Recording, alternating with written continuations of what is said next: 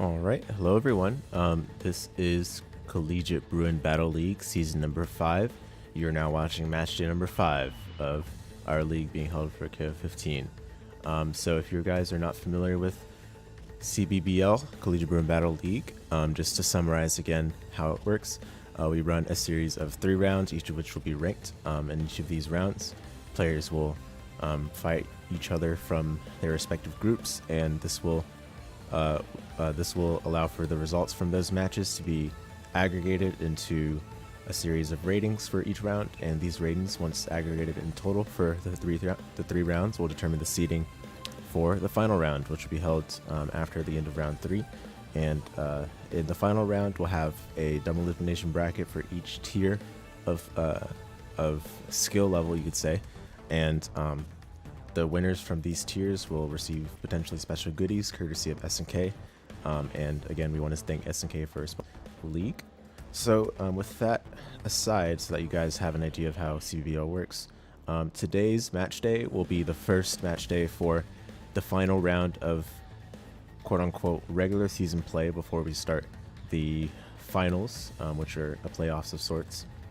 And to give you guys an idea of the matches we'll have today, here is the schedule. So we'll be kicking off match number 5 with a Mothman versus Ocean match, which will be UCI UCR, and then match number 2 will be StormClaymore from Pacific University versus SerotheHero from UCLA. Our third match will be Wifi Warrior versus Shreynius, representing CSU San Marcos and UC Davis respectively. And then our fourth match will be Mothman versus Kento. Kento definitely no strangers to these match days. I believe he is one of the few players we have here who has participated in every single one so far. And then our fifth match will be KSA from UW Tacoma versus ohmeohmy from CPP. Sure to be a good one, I can tell you guys that. And then number 6 will be SerotheHero versus Alego, Alego representing UCI. That's all for our first slate of matches. And then for the second slate, we've got Behelitboi from CPP versus Kento from SFSU. For number 8, we've got SerotheHero versus Shreynius. Number 9, Alego versus Ocean. Number 10, KSA versus Wifi Warrior. And to round things off, we've got ohmeohmy versus Mothman. Now, this order will not be exact. This is going to change. I can tell you guys that already. And actually, the official schedule has been posted in the matchday thread of our Discord. So if you're participating in this match day, make sure to check the schedule that was just posted in the thread, rather than following along with this one, because I can assure you it will change.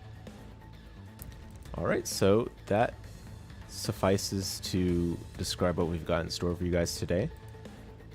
Hope you guys are having a good night so far and are excited to see the KOF 15 that awaits you for today's match day.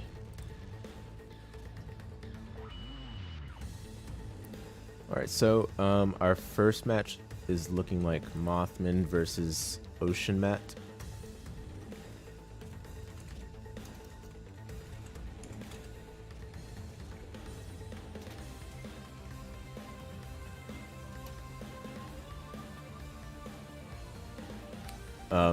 Both these players we've seen in the match days so far. Mothman proudly representing, I believe, Whip, Benimaru, Yamazaki. And Ocean, I think he was last spotted playing Krohnen, Iori. So basically the hero team, so to speak. Or a hero team and a half. Something like that.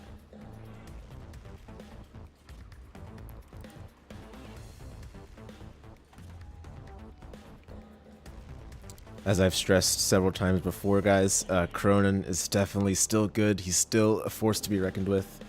None of us should underestimate his capabilities, despite some of the nerfs that he received last patch, and of course those nerfs very deserved. To name a few of them, of course, you got a nerf on his DP. It no longer hits behind him, so that means no more easy anti-airs. You gotta actually input it on the right side, and only that, you have to appropriately address the cross up if they were to attempt to cross you up, rather than just, you know, press the DP and be all comfortable and such. And then of course he also got nerfs on his mid-screen roots, which basically, to give you an idea of what that would look like, it means that he could not do his standard bread and butter mid-screen, corner only. Okay, both players very quick to get on board, so quick that I didn't even put their names up yet. But we've got Ocean Matt player 1 side and Mothman player 2 side, both using the characters and order that we probably expected. So no surprises as of yet. But we'll see if any surprise awaits us at match start. Okay, no, both players respectively just walking back actually. But now we see, okay, there we go. The DP right away from Mothman ensures that he will not have to sacrifice some of the momentum early on against Ocean Matt with these jump CDs. And actually Mothman playing pretty patiently, just going for pokes. And actually the DP puts Ocean Matt back in the corner. Goes for the overhead. Missed meaty JA, but no worries. Back to neutral here. And Mothman still definitely has the initiative in terms of just these pokes working out really well. I think he's trying to take some time to warm up, it feels like. Oh, the DP missed. My goodness. Or maybe just Krohnen 6A is that good. Oh, nice call out with the little gun super of Krohnen's. Alright, so there's a chance for Ocean Matt to get some damage, and he did get a bit of auxiliary damage there to make sure that whip doesn't gain back too much, but the first kill will go to the side of Mothman. So now here begins our second round. Oh, with DP, only a stand CD punish, so Mothman will escape relatively unscathed and goes for wake up DP. Alright, normal throw. What's the mix up? Standard meaty JA. Oh, I think that was a DP attempt from Mothman. Barely probably missed the input.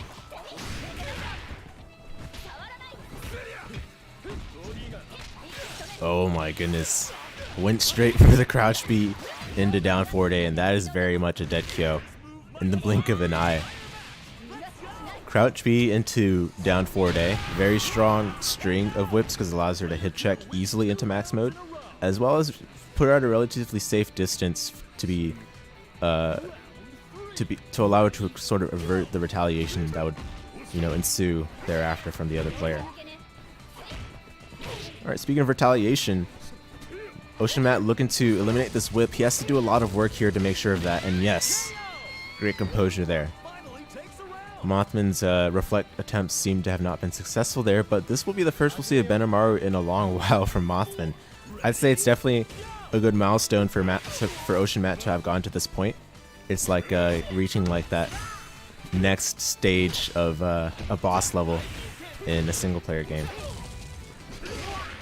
Okay, jump CD, successful.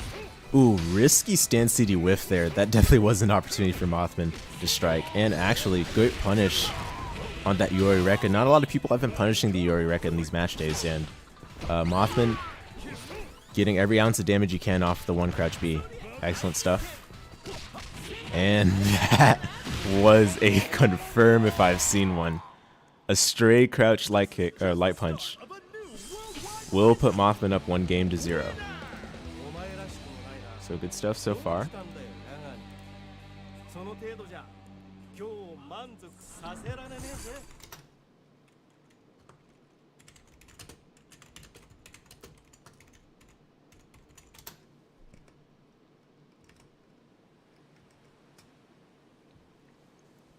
Okay, so going into game 2, I think Ocean Matt actually did a pretty good job.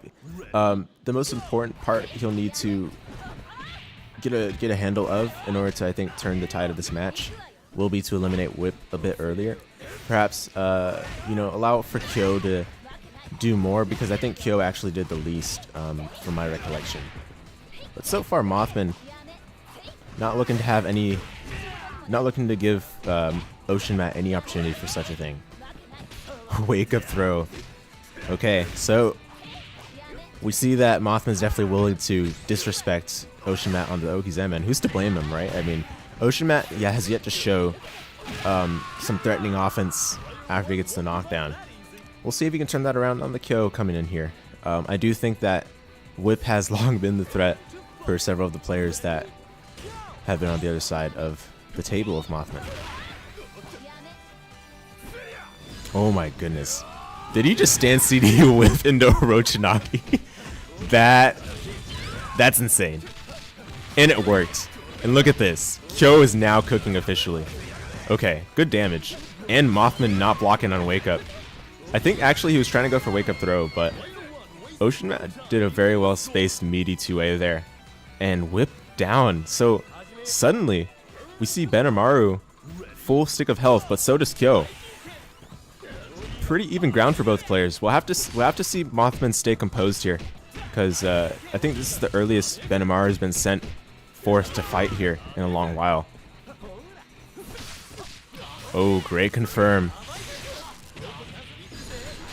And Mothman definitely loves cashing out, so we see him go for a lot of damage there.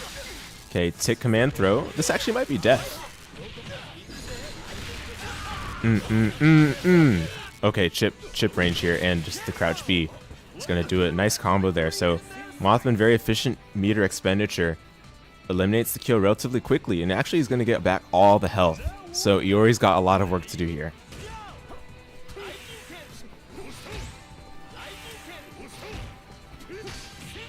Oh wow, that interrupted the Rekka.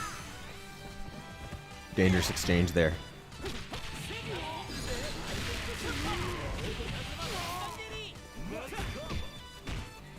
Okay, looked like a throw attempt, but unsuccessful. And for now, the waters are calm. Oh, just as I say, this is a great opportunity for OceanMat. If he can convert, we might actually see... Oh my goodness, that did 60%? No, 70% probably. A little over 70%, but even that's not enough. And Benimaru of Mothman quickly making this 2-0. And you know, I thought for a second that Mothman looked a bit mortal there. After the whip's early elimination, I thought certainly that OceanMat had a good chance to turn this thing around, but so wrong I thought. Kyo definitely put in an important amount of output there, I'd say. If not for the couple of confirms that OceanMat was able to land with the Kyo, I think all that space would not have been opened up to allow for a character like Iori to have, you know, gone to that point. Okay, throw bait attempt from OceanMat, and already this early corner pressure, very important here. Wake up DP from Mothman after the first one unsuccessful, and then whiff stance in the throw. The classic sort of corner pressure here. We see, okay, whiff DP into whiff DP. Yeah, I felt that one coming for sure. The raw reflector, which is actually an overhead, guys. Sometimes it works out to just throw that on neutral if you expect your opponent to go for a fireball. And even for a character like Krohnen who doesn't have a real fireball, very effective just in case they start to run into you, because it is an overhead after all. Alright, that Farsi doing a lot of work, and yeah, the safe jump off of what I believe was the overhead from before allows for Mothman to make quick work of Krohnen. So once again, Kyo has an important task ahead of him. 1 bar, or you know, 1.5, now turned into just under 1 after the unsuccessful EX Dokugami, and once again it fails. I think he's getting hit out of it just as the armor's not kicking in. Ooh, mistimed safe jump attempt, but Mothman not blocking on wake up. This is going to be good damage. Nice combo from OceanMat as well. Knows his optimal. And catch is Mothman not blocking, and great light string as well. It would have been hard to confirm that otherwise, but he knew exactly the amount of lights necessary to finish off whip. So once again, Kyo putting on a show there, dealing with the whip, and now once again has to make sure to get rid of this Benimaru as quickly as possible. 4 full bars of meter, very dangerous. We've seen what Mothman can do with this character. Oh ho ho! But we've seen even more so what OceanMat could pull off with the hero himself. Oh, not even a true combo. Yeah, Mothman quickly DPs out of there. Oh, this is the link there. Important misconfirm. Okay, throw bait attempt from OceanMat. Okay, I actually like the guard cancel CD there a lot. Despite it being mid-screen, now Mothman is in chip range, and we might see an EX Dokugami potentially. But I like these long-range pokes, and the standing A deals with the Benimaru. So now Yamazaki with 4.5. The first we've seen of Yamazaki, and I must point out, guys, we have not seen Mothman be put on this sort of pressure with his Yamazaki anchor in a long while. So what's for certain is that Ocean Matt, a good chance to put himself on the board. But KO finally taken down, so Iori will have to get it all done. But I would not believe in any other character than Iori to be able to do this. However, if you guys are not familiar with Mothman's Yamazaki, literally one touch would do it, but not if he eats a crouch B into max mode. Very important to confirm, and Mothman rolls out of the corner. Oh, this is bad. This is very, very bad for Ocean Matt. He actually might be close to dead.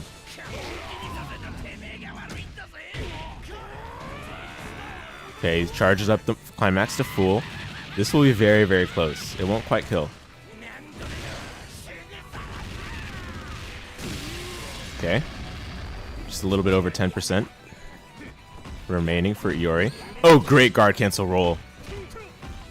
And Iori even has some meter to work with. Oh, great jump from Mothman, knowing that it's not a true block string into Fireball. And the reflector is going to give Mothman the set. He takes it 3-0 over Ocean Matt. What a set to get this match day started, guys. I don't know about you, but I'm super pumped about that one. Despite the 3-0 scoreline, I don't think that even tells half the story about how close that was. Had Ocean Matt just been given a few more games, perhaps, in order to get that KO and Iori going, I think he would have gone the full distance to bring this all the way back to a close match. But in spite of the early woes of Krohnen, I do think that Ocean Matt just did a great job of keeping himself composed there, despite, you know, perhaps it being the first time of his seeing the Iori. But great stuff from Mothman nonetheless to keep himself calm there.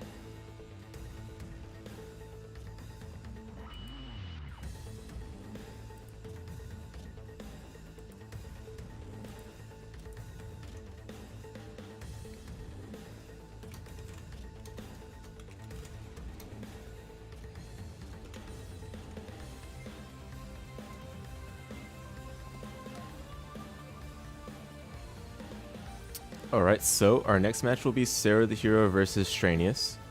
And, we're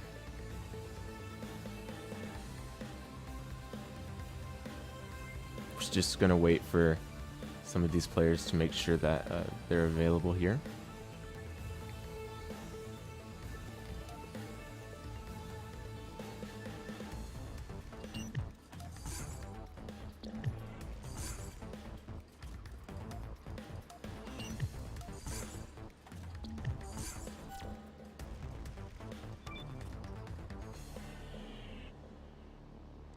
So SerotheHero and Shreynius both have played on these match days before. I believe the last time we spotted Shreynius might have been the previous match day, actually. Perhaps both these players we saw in last week's match day. But regardless, Sero sporting the King and King of Dinosaur alongside the Dolores in the back. And then Shreynius, I believe, will be piloting... I don't recall Shreynius's team at the moment, but we'll probably see if there's anything new. I'll know for sure whether there's something new once I see the team he's going to sport here. But yeah, I mean, that previous match was just insane. I mean, I'm so excited to have seen that as the match to get us started. I hope you guys were just as excited as well to see that one. Speaking of excitement, we're so excited to be sponsored by SNK for CBBL Season 5. Thank them so much for supporting us through their esports support program. We're looking to put on as good of a show as we can going into the final stretch of CBBL Season 5.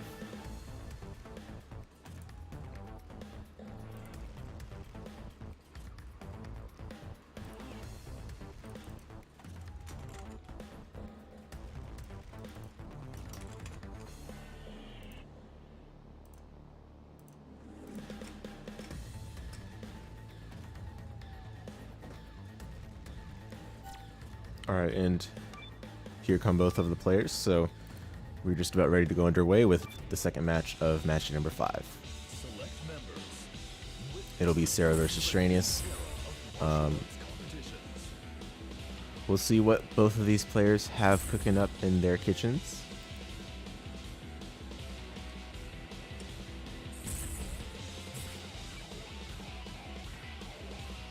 Alright, SerotheHero taking some time to think about his team here. Shreynius already got his locked in.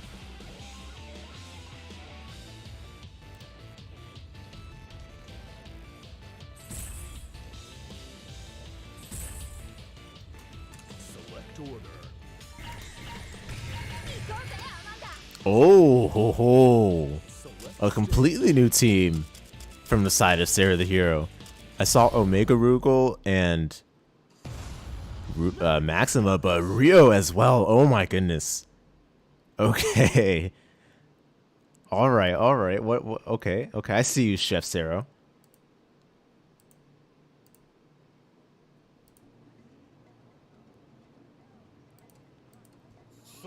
I'm really interested in seeing this in action. Let's see. So Omega Rugal versus Isla will be the first head-to-head, and already round start DP. Sero, known for the Yomi style that he, the Yomi player that he is, already making use of these DPs. Wants to let Shermie know that this is how he'll be playing this matchup here. Oh my goodness, DP again, and it barely hits with the last part of it. Oh, anti-air DP just slow there.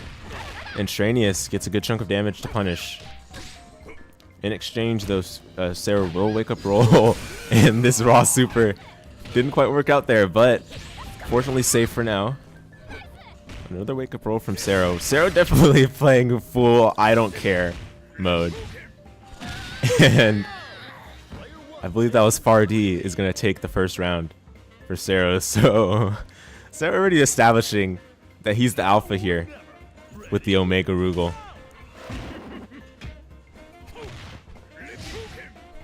And the DP anti-air. He's got these on load. Great confirm from the lights as well. Oh, missed the EX confirm. Fortunately, safe enough for now. Okay. And Shreynius has to find his footing here. I think he's been a bit shaken by these DPs. We notice him playing a bit passively with this Andy so far. And Sero's made great ground with this Omega Rugal. Already close to taking out 2 whole characters. But, just as I say, the EX on Aiken will be enough to get rid of the Omega Rugal once and for all. So, we'll see the first of the Maxima, and SerotheHero, I have no idea what we'll be seeing here, I'm going to be honest.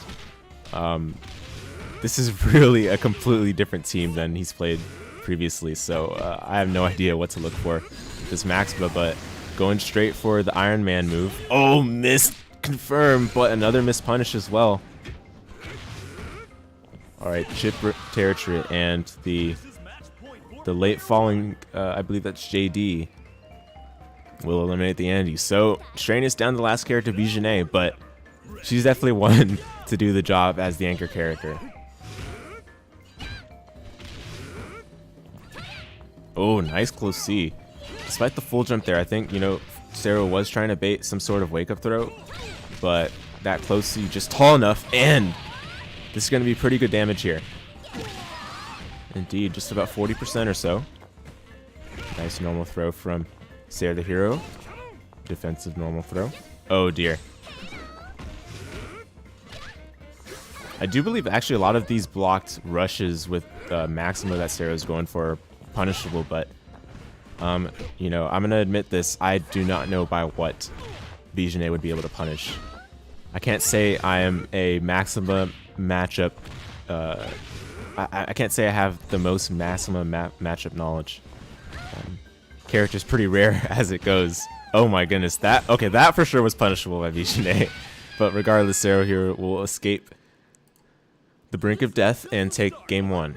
So, this relatively avant-garde team from SerotheHero already making the most of its effectiveness so far. I feel like it's taken us all by surprise, and I can say with pretty high confidence, if it's taken me by surprise, sure as heck it's going to take Shreynius by surprise as well. We'll see if Shreynius can make the necessary adjustments, first of all, against this Omega Rugal, because, man, did that Omega Rugal put in some work. I think that was almost 2 characters eliminated, so he's definitely going to have to make some headway in this head-to-head to ensure that things don't go awry. Nice bait on the DP. That's a great way to start. But SerotheHero has definitely planted that thought of the DP into Shreynius' head, so I can say for sure that this will be a central component of the layers that both players are on in terms of the ohmeohmy side of things. SerotheHero going once again for the EXDP.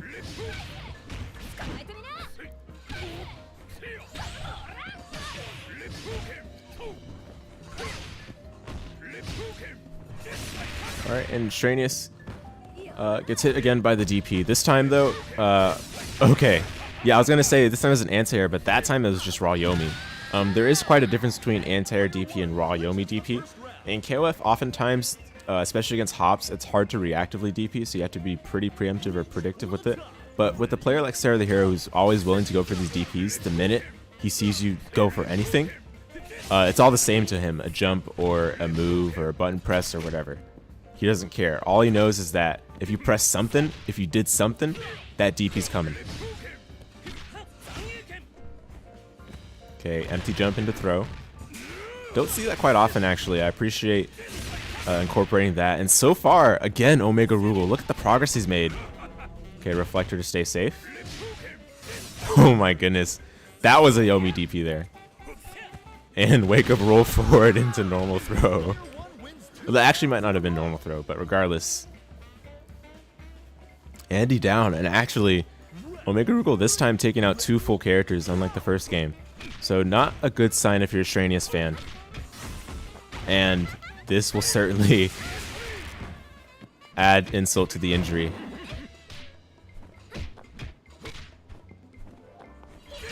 Another great DP from SerotheHero. This Omega Rugal truly putting on a tear. This is nearly no contest so far. Shreynius has to really find his footing here, get something going. Perhaps get a guard cancel roll in there, or some kind of okay, counter poke into EX twirl.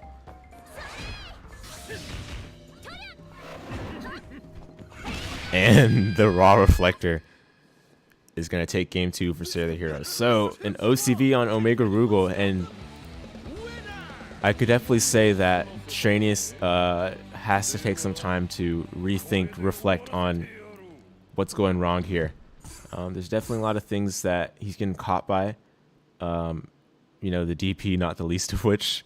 But there's got to be something there in this team that he's playing, and he agrees because he's certainly gone straight back into the match. We'll see if he's got anything up his sleeve to potentially turn the tides of this match.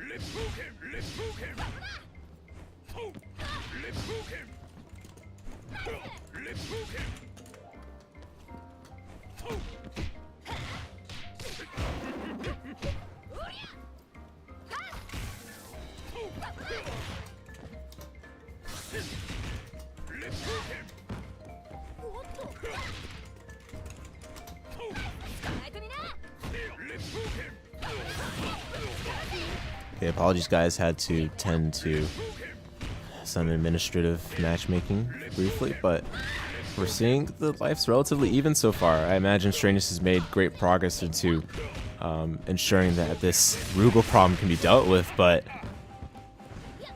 just as I say, EXDP into command grab. And apologies, that's actually probably a normal throw, my apologies, but nevertheless, Isla down, and at the risk of stating the obvious, this is not good for Shreynius right here. If only there were a snapback that Shreynius could use akin to like a Marvel 3 snapback. But for now, he's just going to have to figure out this Rugal problem. Okay, this is a start. Decent confirm into... Oh dear. Okay, okay. 2 successful heavy normals to get in there. That's a good chunk of damage, but not when you get DP'd again off the whiffed elbow. And now we're going to see the fireball game. Sero definitely willing to play a bit passively as well, knowing that he's rather ahead here. No need to run in and get those DPs any longer. But he's certainly willing to get those jumps in, you know, to make sure that you can keep Shreynius on his toes.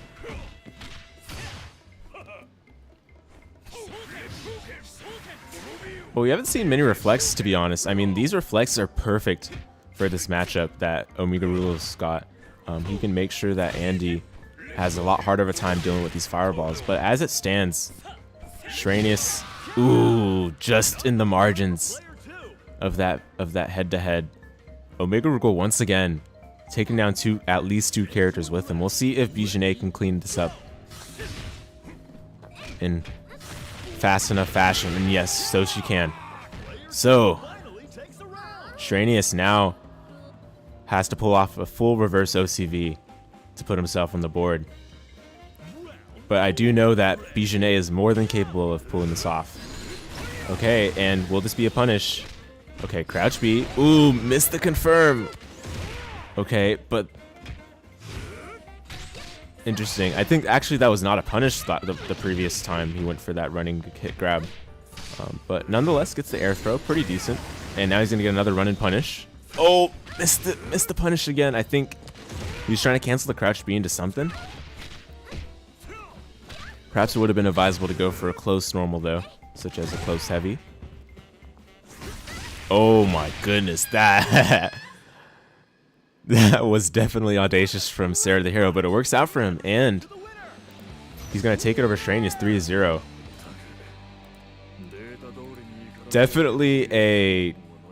Definitely an intense match. I'd say that SerotheHero took full command of the flow of the game, thanks to his willingness to, just let the Yomi roll through.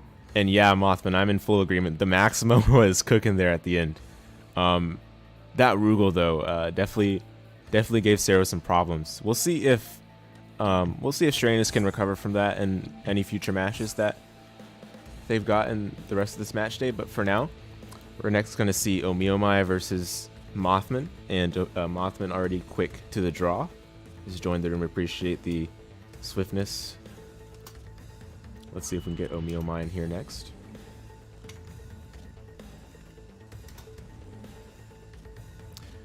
Alright, so 2 fantastic matches to get us started. Both of them 3-0, but really appreciated seeing, you know, just the high-octane gameplay from the side of the 4 players we've seen thus far. So now we're going to get a treasure of a match, I can assure you guys. We've got up next Mothman versus ohmeohmy. Both of these players definitely the A-list threats among the people in this league. Actually, I believe they're both in the top 3 of the leaderboards so far. Let me verify this quickly. Yeah, in fact, they're both in the top 2 of the leaderboards in the A tier. So certainly one of the most important matches with regards to who remains in good standing at the end of this round. Both players will be looking to grab themselves some Glico points here. I'd say, yeah, this definitely is a very important match. What we should expect to see is... actually, I'm not sure what we'll see from ohmeohmy. This is an important match, so he might have some special counter picks for Mothman specifically. We'll see if there's anything in particular that he's got.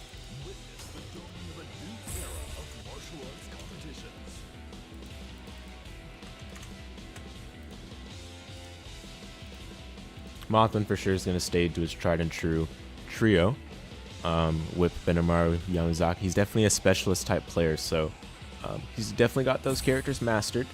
We'll see if there's any tricky counter picks though that he might have for the number 2 player, ohmeohmy. But now that both players have locked in their teams, we're seeing Leona, Chizuru. So nothing changed. No changes from ohmeohmy from the previous match day we saw. We'll see if that might change later on, but From what I've been told in the previous match day, Mai is definitely one of ohmeohmy's menaces. And we'll see if he can live up to the name. ohmeohmy. So here we go. Mai versus Whip, the first head-to-head.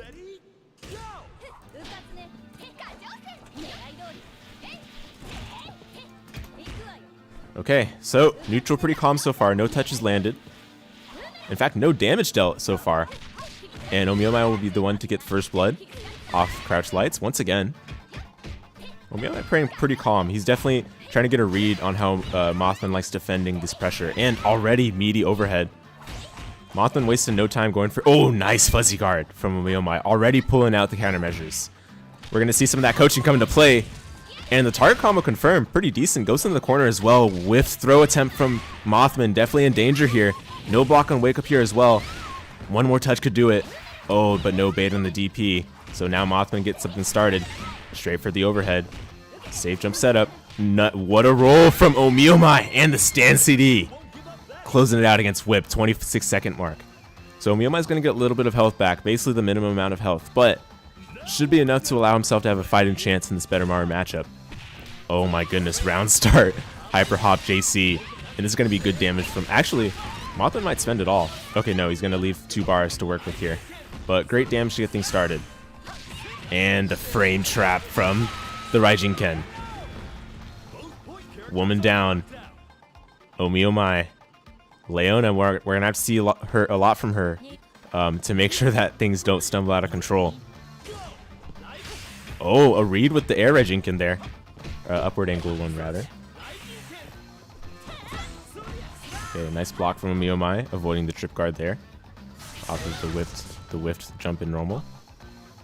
And yeah, ohmeohmy is going to have to play this pretty patiently. Leona has pretty notoriously poor long-range tools, especially in this sort of matchup.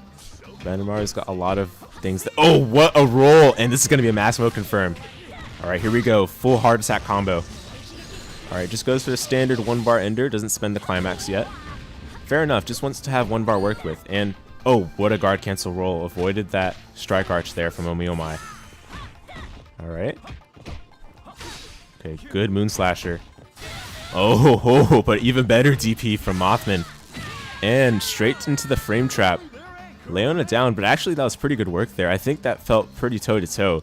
But it's these sort of margins that will allow for either player to, you know, allow for them to win these games. And again, this being the number 1 versus number 2, these small margins will mean victory or not.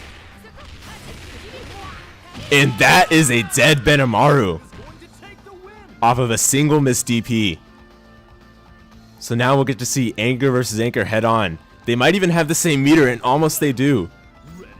ohmeohmy with the slight meter advantage going into the final round of Game 1. But Yamazaki of MOTHMAN looking to get those first hits, and we've seen the dangerous Oki steps that we can get from here. Okay.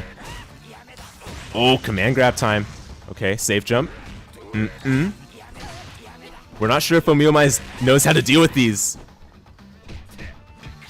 So far, it looks pretty lost. And yeah, the counter from MOTHMAN gets Game 1. So in the end, what separated those 2 players in the final head-to-head might have just been the matchup knowledge. Yamazaki definitely a character where there's not too much information on in terms of the scouting report of this league. MOTHMAN taking full advantage. Gets Game 1.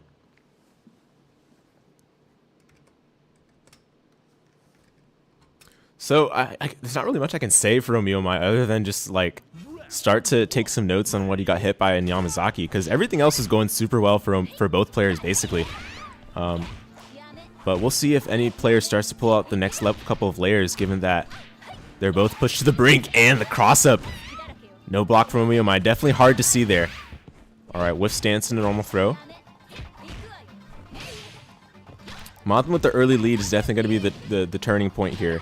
The difference maker compared to the previous game. Nice confirm from the tornado fireball off the reflector. Oh, no block on the cross up. And yes, the early victory in the point war will go to MOTHMAN. This is the difference maker, guys. This is the difference we see compared to Game 1, where ohmeohmy definitely had good control early on. And we see Mothman actually on full health because of how quick that one was. Important to get those early victories. Nice far D anti-air. We don't see that too often. Alright, wake up DP, which we do see often. Stand CD into slash, whatever the thing is called. It escapes me at the moment. Oh, stand CD. Homework done from ohmeohmy. This is going to be a cash out here. Shreynius slash saber super. Safe jump. Oh no, just goes for Baltic launcher Oki. And Mothman fully respectful of it. No DPs or rolls or anything that time. Alright, the waters have calmed just a bit. Oh, nice. Moon Slasher. And the earring bomb is going to delete Whip once and for all in game 2. So now, Mothman coming in with 4 full bars on Benimaru. Oh my, what the? With punish Moon Slasher? That was as risky as it gets. Oh ho ho, okay. But great 6B from Mothman to go under the sweep of Leona. A notoriously very low sleep, and actually it makes sense that it low crushed like it did there. A lot of far C pokes from the side of ohmeohmy, and gets a close C but no confirm. Oh, what a jump CD there. Excellent awareness from ohmeohmy, and this is a good chance. The lead now goes in his favor. 1 bar still left to work with as well. Attempts to bait a DP or a throw, some kind. Okay, patience from ohmeohmy and rewarded with the EX Moon Slasher. So Leona, the turning point for game 2. And now we'll have to see Yamazaki do it all, but so we can absolutely do it with 5 full bars. And this might be a dead Leona already. Okay, no, not the case. Gonna just go for the OTG ender. Jump CD, air counter hit. Wake up roll from Mothman, no punish. Oh my goodness, dangerous trade. 1 touch for the side of Mothman can do it. Oh, he absorbed the fireball, and yes indeed, sends it back. So, we're once again down to the anchor battle. And Mothman still has his meter lead carrying over from the previous match. Previous head-to-head, rather. Oh, this is gonna be a bunch of damage. We know Mothman to be a player to cash out when he can, and he's gonna fully charge up this climax. This will certainly be 1-touch territory, like 10% remaining, I can imagine. Let's see if I'm right. Yeah, exactly 10% remaining. ohmeohmy on death's door here. He's gonna really have to be patient and composed here. Ooh. Yeah. Was put in a position where he had to take the risk, and Mothman, knowing full well he can sit back and relax, finds himself up 2-0. And this is gonna get intense. We'll see if there's a character switch or character select from ohmeohmy here. I think he just needs a moment to regather himself. Yeah, he's gonna take his time for a bit, see if he actually needs this. Okay, and he's gonna stick with these characters. So important to note, guys, you have to stick with these characters throughout the rest of the set should it go to the full 5 games. And I do feel like these characters can still pull it off, but he will have to just be completely clean from here on out. Round 1. Ready? Go! Alright, a good start here from ohmeohmy. Gets the light confirms into Hisatsu. Oh, no confirm that time. Wasn't ready. Oh, but gets hit by the cross-up after the web swing once again. And we saw this happen in game 2, where ohmeohmy wasn't able to get as much going with the Mai, and that was because of these cross-up JCs from the side of Mothman's whip. Okay, Ryuembu trade. Good for a bit of damage for now with DP. Fortunately for Mothman, okay, nice interrupt with that close C. Would have been dangerous to eat that cross-up there. Normal throw. Okay, standard Okizeme there from Mothman, and the neutral jump JC will allow Mothman to once again win the point war.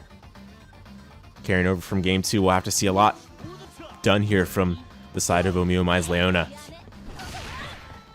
And so far, not looking too great. Okay, respects the plus frames, ohmeohmy does, but trading the jump CDs in the air. Back to neutral we are. Okay. Oh, what a jump timing from ohmeohmy. Barely escapes the DP, and he's going to get some good damage here. He will need a bit more, though. Oh, good punish. Yes. Stand CD. Sorry if it sounds like I'm rooting for Leona. You guys already know I'm a huge Leona sucker. We'll see if she can pull it off by taking out the second character of Benimaru. My bias going in full effect here. What a DP from the side of Mothman. Okay, nice far A's. We haven't actually seen that from ohmeohmy so much so far, but a time when he needs them is now for sure. Some calm and focused neutral here from ohmeohmy, walking back and forth, but Mothman, great whiff punish with these Raijinkins as well as these slashes on the special moves. Oh my goodness, what a jump. I actually thought it was going to be a cross-up, but it just goes for the whiff low. Ooh, and the punish on the stand CD. It's very dangerous for Leona to whiff that stand CD. It means that you're generally in, you know, full exposure to any sort of pressure, mix-up, or even combo that your opponent might do thereafter.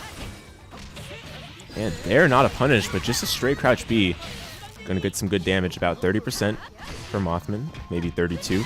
Oh, what a DP. Mothman's DPs have been on point so far. Nice whiff punish from ohmeohmy. Oh, okay. Normal throw punish. Perhaps could have gotten something more there, but he'll take what he can get. But speaking of take what he can get, this will be a good chunk of damage, leaving ohmeohmy's Chizuru on just 10%. Jackknife kick and the close C. We'll take it from Mothman 3-0 over ohmeohmy. So crucial win for Mothman to keep his first place standing in the leaderboards at the current time. ohmeohmy definitely going to be looking for more going forward here to make sure he can keep his number 2 spot.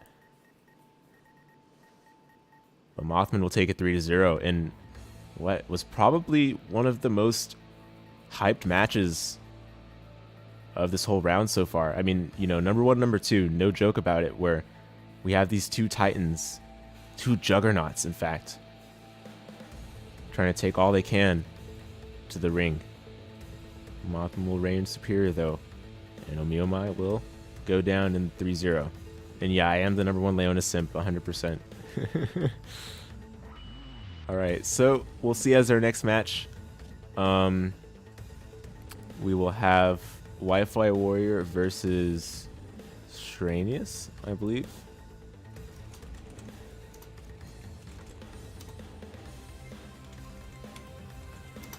Yeah, Wi-Fi Warrior versus Shreynius. So we saw Shreynius just before in today's match day. He took out the Isla, the Jenet. I can't remember the other character right now, but we'll see very soon, of course. And as for Wi-Fi Warrior, I think the last time I played him, he was playing Shingo, Kyo, and Rock, I believe. Wi-Fi Warrior definitely a player who likes punching.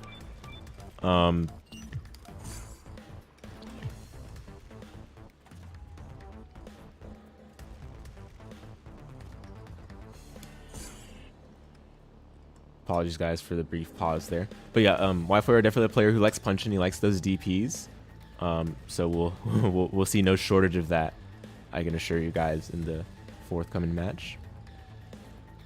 Hope you guys are enjoying match number 5 so far. This has been CBBL Season 5 match number 5 in our round number 3, which is the final round of regulation in our season here. This is being held for KOF 15, sponsored by SNK. Thank them so much for their support through their esports support program. And of course, thank you guys for always tuning into these match days week in and week out. Really appreciate you guys' company. Hope you guys are all enjoying the intense KOF action as well as I. As much as I.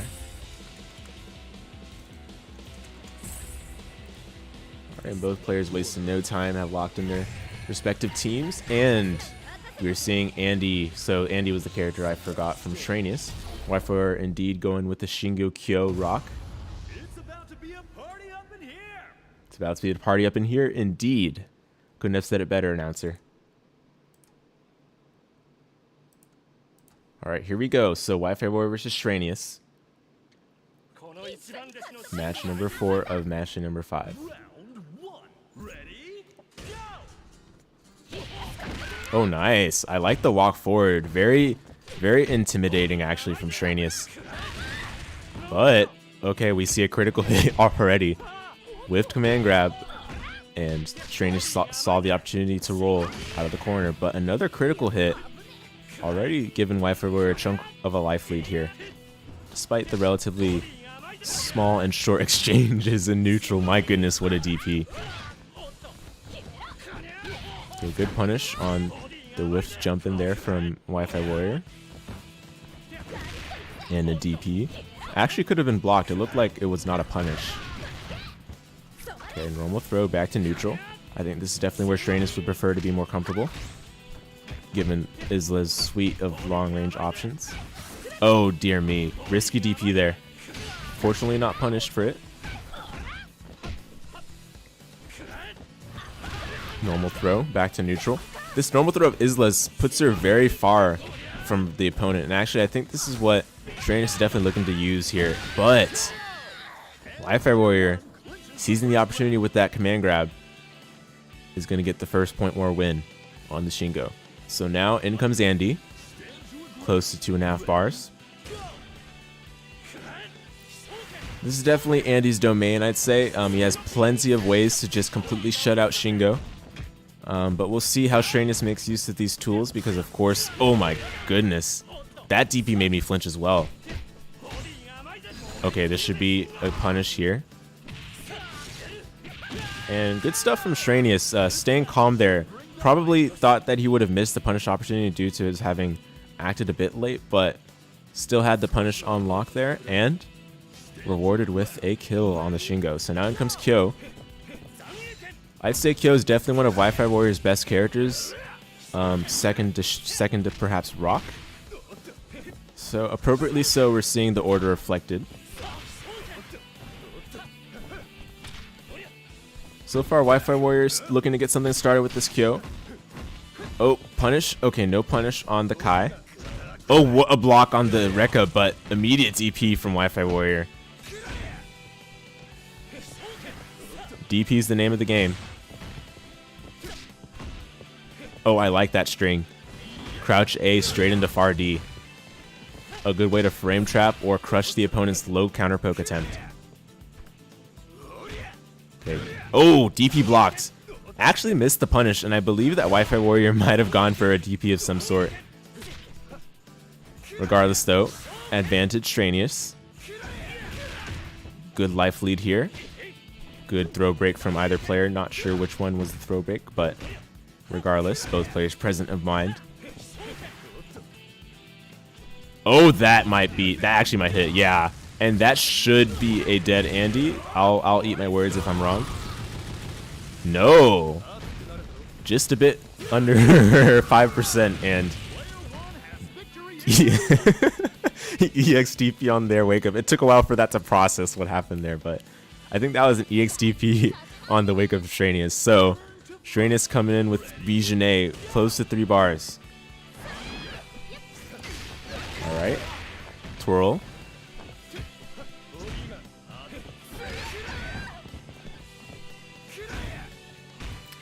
These Dokugamis have been quite ambitious from Wifi Warrior. Didn't see much success there. And so Shreynius will get Kyo down. And now in comes Rock Howard. 2 bars, but you know, Jenet having the meter advantage and still having full health, I'd say this is a pretty good spot for Shreynius here. Despite his anchor having been sent in a bit earlier. Jenet is still known to be a menace as well. Rock Howard, on the other hand, received a full set of nerfs that definitely brought his power level a step down. He can still hit like a truck though, so we'll see if that comes into play here. And Wifi Warrior definitely known to have a pretty solid rock here. No pun intended.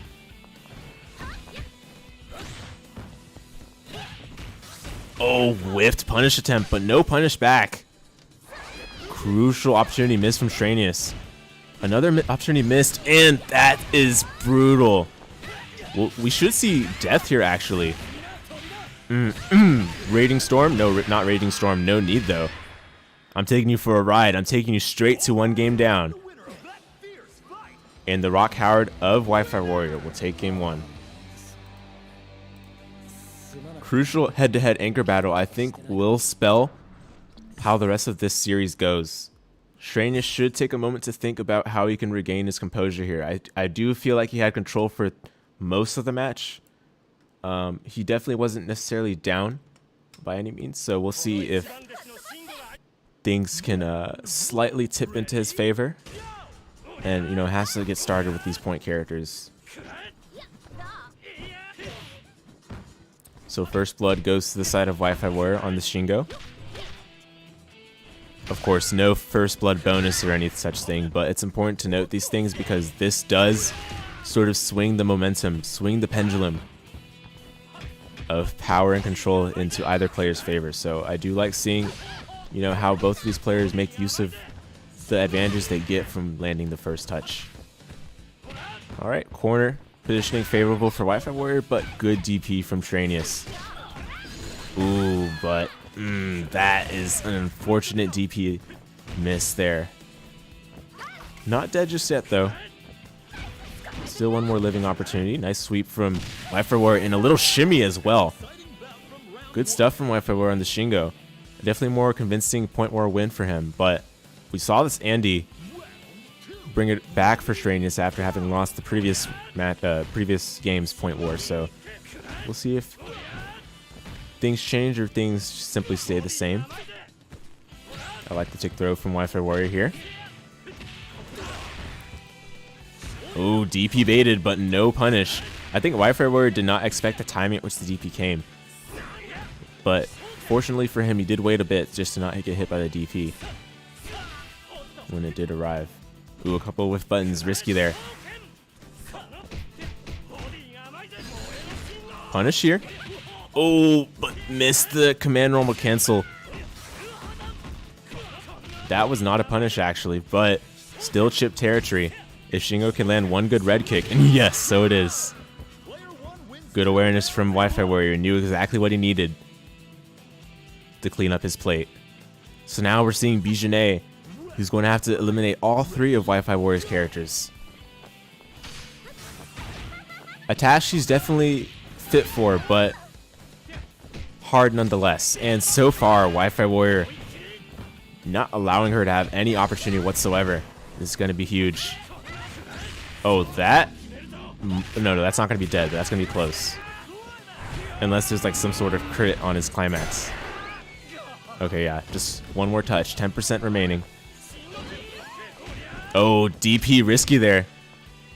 Fortunately for him, still has a lifeline, and the red kick will seal it.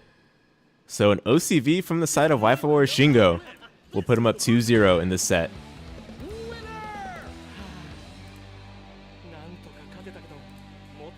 Yeah, double thumbs up from Shingo. I agree. I think, you know, despite it's not being a dominant OCV, it was still one where, you know, Shingo was able to stay under, you know, full control. Like there wasn't any hectic exchanges there. It felt like everything was within Wi-Fi Warrior's grasp, which is really what you want for, you know, retaining the sort of psychological edge here.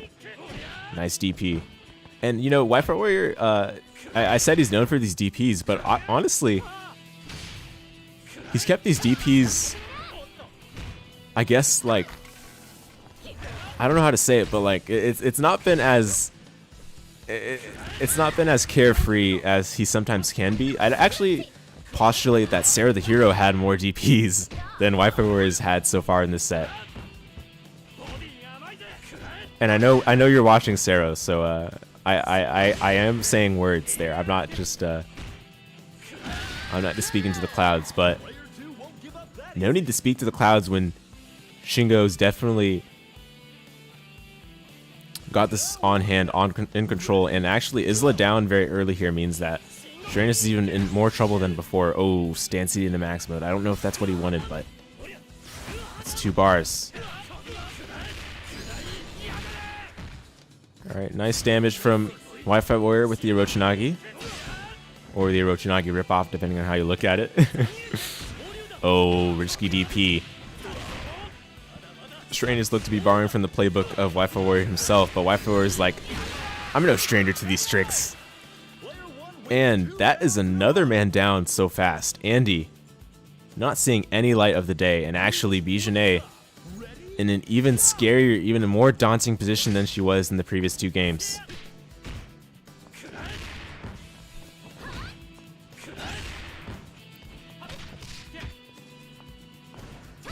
Wifi Warrior definitely keeping his composure here. I think he's trying to look for something to bait, because we've seen a lot of these times where Wifi Warrior has been able to get a lot of this damage was when he was able to punish something risky done from Shreynius. And so he was. Oh, another raw super, not going to work out there.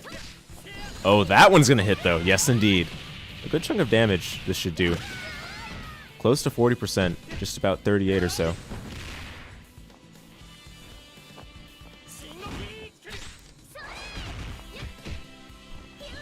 Ooh, what a great crouch C. And this is almost chip range. And no need for chip when you can just DP on their wake up and it'll hit. And that'll give Wifi Warrior another OCV for him to take a 3-0 over Shreynius. Congrats. So good stuff from both players, but in the end,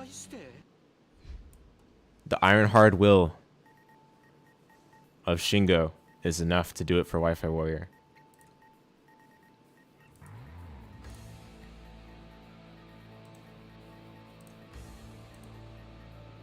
Alright guys, so our next match is going to be SerotheHero versus Alego.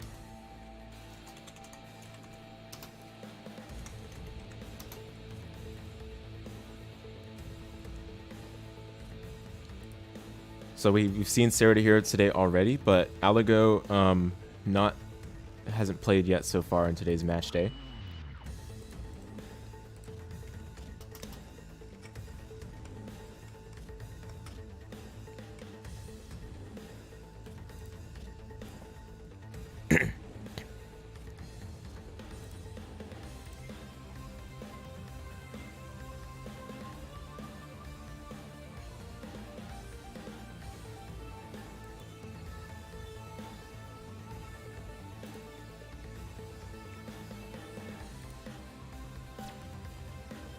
So in comes Alego, and Alego, if there were ever a time where simp would be appropriate, it would definitely be appropriate for Alego. He is the known grappler expert and sports a full squad of characters that love to throw some hands. We should see from him some flavor of Ramón, King of Dinosaur, and the other character escapes me. I wish I could back my own words up with the full team that he currently pilots, but apologies guys, sometimes these teams escape me. That's a sign of we've seen a ton of KOF matches, and you know, I don't know about you guys, but when I see this much KOF in one sitting, I'm in full euphoria. And speaking of euphoria, we're extremely ecstatic to have you guys watching match number 5 of CBBL Season 5, being held for KOF 15, and also sponsored by SNK through the esports support program. Hope you guys are continuing to enjoy these match days as we approach the final stretch of season number 5. Tonight's match day is the penultimate match day of this season. Next week's match day will see the last, you know, stretch, so to speak, of this round before we approach the season finals, or playoffs if you would like to think of it as that.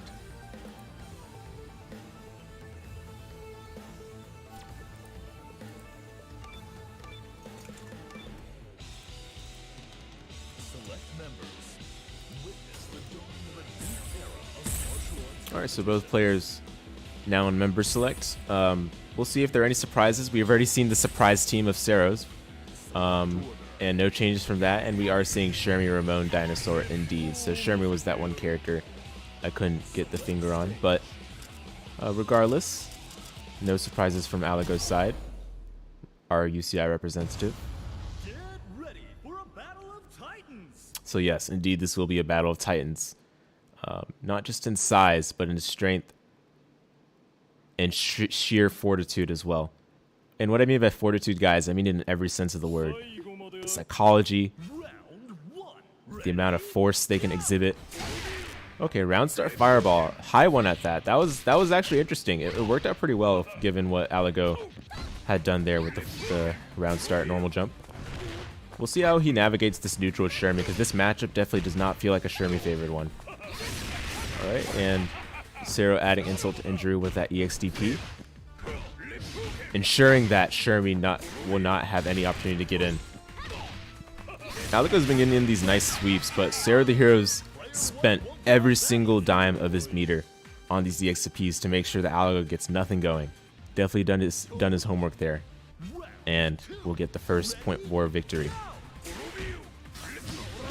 Okay, so alright, Alego still has yet to deal with these DPs on wake up from SerotheHero. Of course, as we've talked about, guys, in previous match days, showing these DPs early on is really what changed the tide of the match, and we saw the first unsuccessful DP from Sero so far. Of course, he's going to change it up now. The wake-up throw attempt was unsuccessful because of the proximity, and Alego is definitely ready regardless. Oh, another wake-up throw attempt. We'll have to see Alego call these out a bit more convincingly to ensure that SerotheHero just can't walk all over. And yeah, another wake-up throw attempt. So right now, Alego has yet to really get this Oki, but okay. A whiff DP will do the trick for him. Allow for Ramón to shine. So all evened out. Ramón not going to get all of his health back, but I'd say it's enough to, you know, get Alego back into this one. And while Maxima does have this EX move that he can do on Wake Up, it's nothing like what Rugal's got. Maxima, unfortunately, not a character that is, let's say, the best in the game.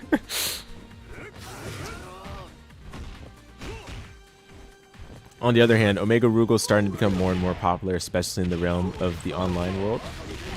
Nice combo from Alego to get things started. He's going to get some Okizeme off of this as well.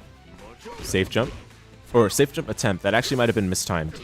But regardless, Alego will finish off Maxima in swift fashion. And actually, since we saw the early defeat of the Omega Rugal, I do feel like that's given Alego a significant edge on this Ramón.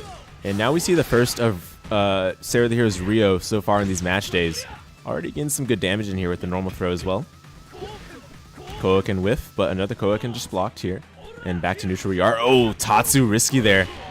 But Sero gets hit by the frame trap, and then the meaty close C. This is going to be good damage. Oh my goodness, did that even combo? I don't even think that comboed. Okay, safe jump attempt, and blocked successfully. Good stuff from Alego, doing the research on the characters that he needs to make sure that he can land the setups necessary. And the Farsi is going to close it out and give Alego game one. So Alego's Ramón eliminating the entirety of Sero's team there. Sero's definitely going to need a game plan against Ramón, and unfortunately, Ramón is not a character that there's been much as far as information, you know, within the context of this season, at least. Of course, there's information on Dream Cancel and such, but we didn't have any coaches for this character, so any research or countermeasures would have needed to be done purely by feel or by instinct, or just by having played Alego enough times, which, to say the least, you know, we just don't see enough of Ramón for that to be available. So we'll have to see some strong KOF instincts from SerotheHero should it come to that. But actually, so far, Shermie getting some great damage. I mean, this is all we could ask for, right? I mean, this matchup is just not necessarily the easiest for her, but the fact that she's gotten this much damage so far, especially compared to game one, and Alego's managed to win game one, mind you, I'd say that's great headway made for Alego. Vardy is going to connect. All right. Patience there from Alego. Blocked the fireball and went straight into the move of, you know, Shermie's moves. I don't know them, but regardless, it was the move that killed Omega Rugal. Let's say that. Oh my goodness, the round start from SerotheHero. Ooh, okay, risky there. Farsi punish, and great DP bait from Alego. Going to get some good damage from this as well as a setup potentially. Okay, no, just goes for the damage, no setup. I actually respect the idea of going for the damage because You know, all Shermie needs to do is just do enough damage where Sero is, you know, put in a position where that Maxima is going to be bleeding to death once that Ramón comes in.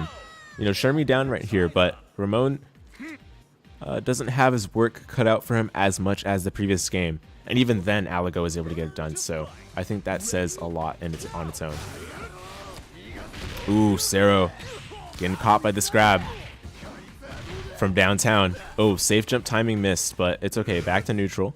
I think this is still comfortable for Alego, right? Because again, this is the Maxima matchup, of course. So there's not really too much to be scared of here. Ooh, the meaty close C. I think caught Sero off guard, and this will be close to death. So one more good touch would... Oh, dear me, that I just misjudged the damage entirely. He did have that half a bar available to spend to ensure that Maxima was slain. So now Rio comes in with 3 bars. EX Koken round start, but not much gotten off of it. Ooh, this Tatsu. Yeah, these Tatsus from Sero, I think he's got to be careful about that. We saw last game Alego was able to get a full punish from it, so Sero's definitely got to be a bit calmer with his move options here. Can't go full haywire. Alright, EX Koken. Keep Alego honest here. He does have plenty of meter to spend, so it's understandable. Oh, but yeah, you can't parry the grab. Reset attempt from Alego. Okay, EX DP from Sero on wake up, but EX grab, which is basically a DP from Ramón.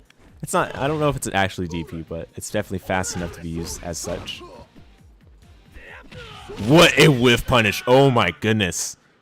The crouch C straight into 3D. And Alego up 2-0. Again, this Ramón is cooking so hard, guys. I think Sero's definitely got to go back to the drawing board, figure out how he can solve this Ramón problem. For now, he believes in his characters. He's going to stick with the same team, which essentially is going to lock him in for the rest of this set. Should we go the full 5-game distance? We'll probably see more of the tricks that Sero's got under his belt. But for the time being, the minute that Alego caught on to these DPs, it felt like all the control went into his favor. And of course, Ramón was just the cleanup crew from that point. Shermie downloaded all the information. Despite going down, she took one for the team. And SerotheHero feeling the need to go more aggressive, not as much going for the fireball game any longer, but the XDP will get something started at least.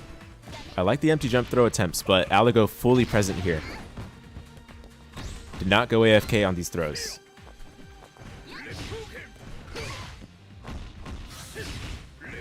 Oh, what a jump, but mistimed the jump in. And unfortunately, that means he's going to be back to full screen. This is definitely a great position for SerotheHero, especially when we look at last game as well. Ooh, that jump in timing was risky. I actually think that Alego could have pressed his offense there. But Sero, for now, escapes with his life. Alego calm, but not for long, is going to get clipped by the JD of SerotheHero's Omega Rugal. So, point order won by SerotheHero. Important for him to sort of regain his footing here in his attempt to bring this back from down 2-0. Nice ducks on these fireballs. You know, of course, not too much Ramón can do otherwise, but it's important to just remember the basics, such as ducking, jumping, you know, blocking occasionally. Oh, no punish from that roll, and SerotheHero will definitely get away with murder there. Actually, great progress made from SerotheHero's Omega Rugal against Ramón specifically.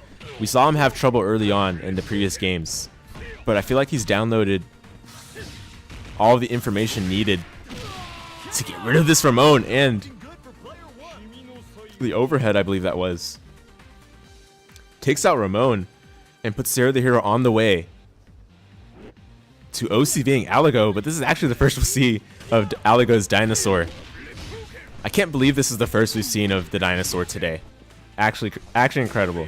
I mean, that just goes to show how incredibly clean Alego's Ramón was those past 2 games. But speaking of clean, one SPD super from Alego, he's going to get Okizeme.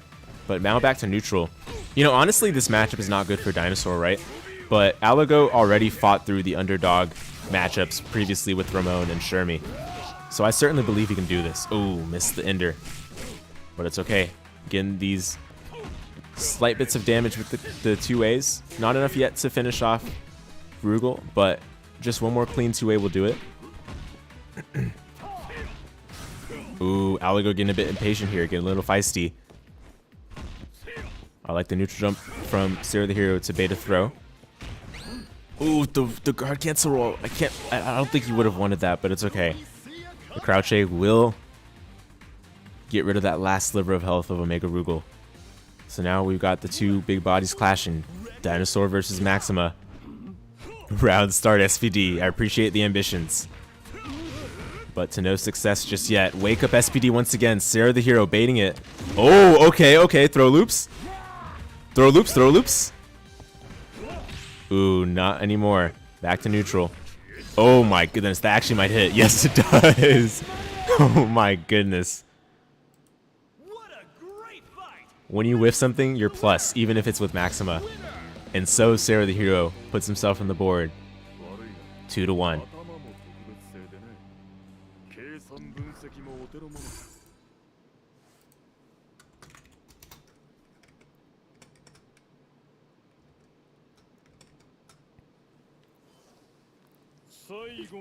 Alright, so back to the point war, and we'll see how Alego adjusts here, alright? He lost the point war in the previous game. Certainly was a factor, given that he was brought all the way down to his last character, so should he manage to slay the Omega Rugal first, I think that'll be a great turning point for him to close this out before things get a bit out of hand in terms of, you know, his relative control of this match. I think so far he's been getting a good amount of hits, but it's been a bit too even for comfort in my opinion. He's definitely got to be convincing in order to close this one out, otherwise Sero will start to feel hope. And a glimmer of hope is all really one needs to get these first of threes here in the season. Oh, the whiff DP though. We actually hadn't seen those DPs from SerotheHero too much in this particular game. And the one time he goes for it, doesn't work out. But this time, good damage from the EXDP there. Alego escapes the corner that he was put in after that EXDP, but has to deal with this fireball game, which Sero should honestly be more than content of just retreating here, go for the fireball game. I don't know about these jumping JDs, and yeah, Alego seizing the opportunity, and Omega Rugal's down now, but not much health for Shermie going into round number 2. I do think that Sero is definitely fine with this, as long as, of course, Maxima doesn't eat too many hits here. But should this be closed out soon? Uh-oh, that is not good. Okay. Well, maybe it's fine for now. The punish wasn't exactly where it needed to be, but the comfort is calm enough for Sero's camp, at least for the time being. Yes, indeed, the sweep will do the job against Shermie. So now Ramón, we saw this head-to-head last time. It definitely was in Alego's favor. So Sero will need a lifeline on this Maxima, given you know the past history with this matchup. It's a pretty good start. Some nice damage off the super confirm. The sweep trade, but no roll from Alego. Actually allows him to escape, I'd say. Had he rolled, it might have been a bit more difficult, but regardless, SerotheHero getting some more damage here and going for more of these grabs. I believe these are blockable grabs as well. Maybe I'm seeing the wrong grab, but regardless, it's damage. Oh, missed anti-air grab, huge. This is huge for Alego. He's got to spend all this meter. Oh, nice roll. Good awareness from Sero this time. Cheap tricks don't work twice. So now we'll see the Dinosaur once again have to do double duty to close this one out for Alego. Okay, jump CD, but the second jump CD missed. Oh, but nice anti-air grab. And anti-air grab straight from Alego right back, but didn't hit again. I guess that is probably a grab. That's not a hit grab, maybe. I don't know. Sometimes you guys fool me with the way these things work. Especially with these lesser seen characters. Ooh, yeah. I mean, it's Dinosaur. Probably won't be able to punish it, so why not, I guess. Just in case he caught Alego sleeping, I guess. A bit of disrespect, of course, from Sero in that regard. Oh, okay. Sero just needs one good hit. Ah, but the SPD. Excellent timing. Is going to close it out on the Maxima. So now, thankfully, Rio doesn't have to do too much here. Just needs a couple of good hits, and this will tie it up for Sero. But on the side of Alego, all he really needs is to get in Sero's head, and he can take this one all the way back. Of course. Ooh. He could have gotten more off of that, I have to believe. But thankfully, just one more good hit is going to do it. Rio does he have a procs grab? I'm actually not sure. Uh-oh. Okay. The punish probably could have been more, so Sero will escape with his life for now. Oh. This is not good. Safe jump attempt. Oh, but the walk up normal throw ties it up 2-2. All eyes are on the winner of that fierce fight.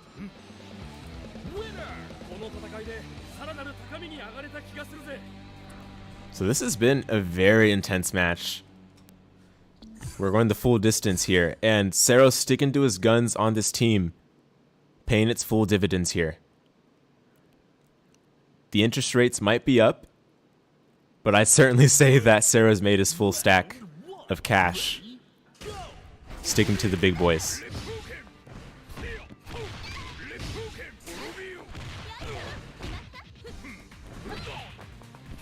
Alright, there's the wake up DP. These wake up DPs have been crucial for allowing Sero to get full tempo. Now we might start seeing these DPs baited should Alego try to get more of this damage, because again, this has been really... Oh, that's a punish. Oh, okay, close D, but that's all. One more touch will do it, and... What? I guess... Wow, okay, well. No, I guess air invincibility there, but maybe I might be wrong. Regardless, the Rugal will get it done on Shermie. Jump CD to get the first blood against Omega Rugal on the Ramón, and this is going to be good damage for the Oki. Oh, roll attempt on the cross-up, but at least punishes the roll a little bit with the post C. Oh, what a jump. Oh, but missed the confirm. Nice anti-air DP from Sero. And another good one. EX this time. Oh, the Yomi DP didn't work out that time. Fortunately, no punish, but great measure against the fireball from full screen. And finally, the Omega Rugal slain. Unfortunately, Alego did it in 33 seconds time, so he won't get back too much health, but if he can make use of this and get a couple quick touches, this will be enough to ensure that he has a cushion against this Maxima. And so far, doing a great job. Already gets some good damage. And the cross-up JC. Are we being put in the mixer here? Another one. Guess for game. Oh, no punish in the roll. Had a chance there. I do believe that would have been game. Regardless, though, this Maxima is dead meat. Or dead metal, I should say. Whatever Maxima is made of. So now Sero down to his last character, Rio. 3.5 bars nearly. Will it be enough? Or Alego keep it clean and stop the full reverse 3-0. Wake up command grab.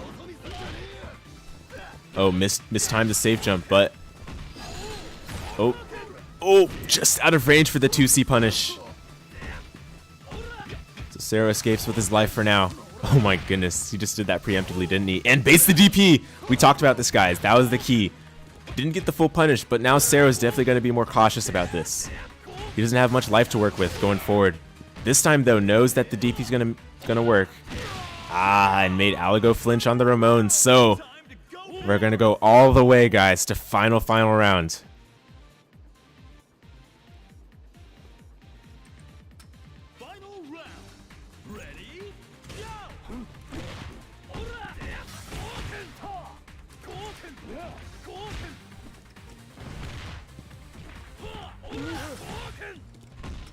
Okay, there's the SPD. Alright, no punish on the roll, so Sero will escape back to neutral. Oh no, whiff sweep entirely. Normal throw punish. I think that was another normal throw attempt, just out of range. Nice anti-air DP. SPD though. Sero did have a chance to re-jump, but caught hands off the wheel there. Oh, what a jump. Ah, missed the combo, but it's okay. Got a bit of damage there. Nice neutral jump to avoid the SPD. And this is getting really down to the wire. Alego's lead almost fully eliminated by the sole efforts of this Rio from SerotheHero. Certainly not one I expected to get it done, but SerotheHero willing to prove me wrong here.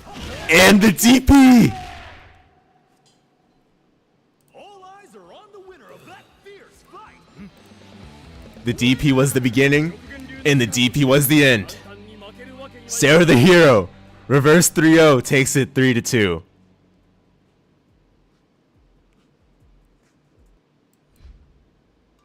What a match.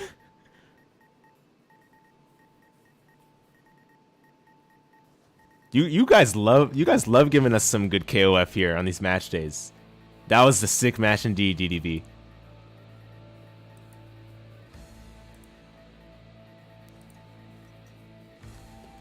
And so full of adrenaline both players are. But Sero the one to go victorious. And a crucial win for him in terms of regaining some Glico points here in the final stretch of season number 5.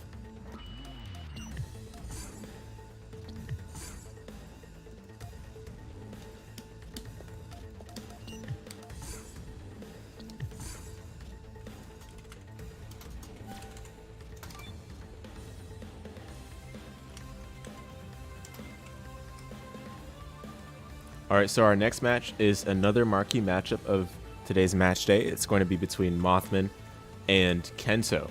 MOTHMAN, of course, number 1 in the leaderboards as of yet. And Kento, I believe within the top 5. Let me verify this quickly. Yes, Kento is number 4 in the current leaderboards as of round number 2. So definitely another important match for both of these players to solidify their standings. Hope you guys have been enjoying the match day so far. This is the scheduled match number 4, but of course we went a bit out of order, as you guys can see. And so if you would like the updated schedule, please follow the one that you guys see in the match day thread in our Discord server. Hope you guys have been enjoying match number 5 so far. This has been CBBL season number 5 being held for KOF 15, supported by SNK through their esports support program. Thank you guys so much for tuning in, as well as continuing to watch, support these match days. We are coming close to the final stretch of this season, at least the regular season, so to speak. This will be the penultimate match day of round number 3, as well as for the regular season before we approach the finals. The finals will be in the form of a double elimination bracket, so it'll be a different format than what the matches have been played so far. Regardless though, whoever will be the best will come out on top, I can assure you guys of that. And so the players have locked in their respective characters. No surprises from either side. Kento does have a plethora of potential point characters he can run, but we're seeing the Krohnen tried and true. I believe this has been said to be his so-called S-tier team. So we'll see the best of the best from both of these sides. Alright, here we go. Loading up. MOTHMAN versus Kento. UCI versus SFSU. One of the most important matches in round 3. Here we go. Round start 2A double, actually. Looking to catch something of Kento's, but Kento, good block on these cross-ups. That's already going to be the key. And a mistimed safe jump from MOTHMAN punished. Kento, some boldness there. Another safe jump. Crucial safe jumps. Another safe jump again. Oh, but missed the punish. Back throw into the corner. This is huge. MOTHMAN not getting the full damage he could have gotten there, but Things calm for now. Nice block in the overhead, but DP successful. Oh, respecting the plus frames. And dangerously close to guard crush here. I think Mothman recognizes this. He's trying to get a couple more hits here. Wake up normal throw. Oh, safe. Yeah, it is a safe jump. Whip has those aplenty, and Mothman recovers from the early woes to take down Krohnen in a matter of margins. So, Luong will have to deal a good... Okay, this is... Yeah. Oh! He didn't spend the meter.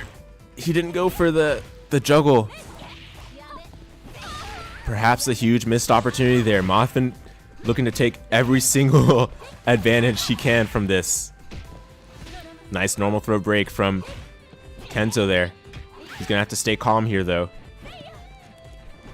This whip's already done a lot of damage. So, the whip slain once and for all, but not much health going to be gained back here.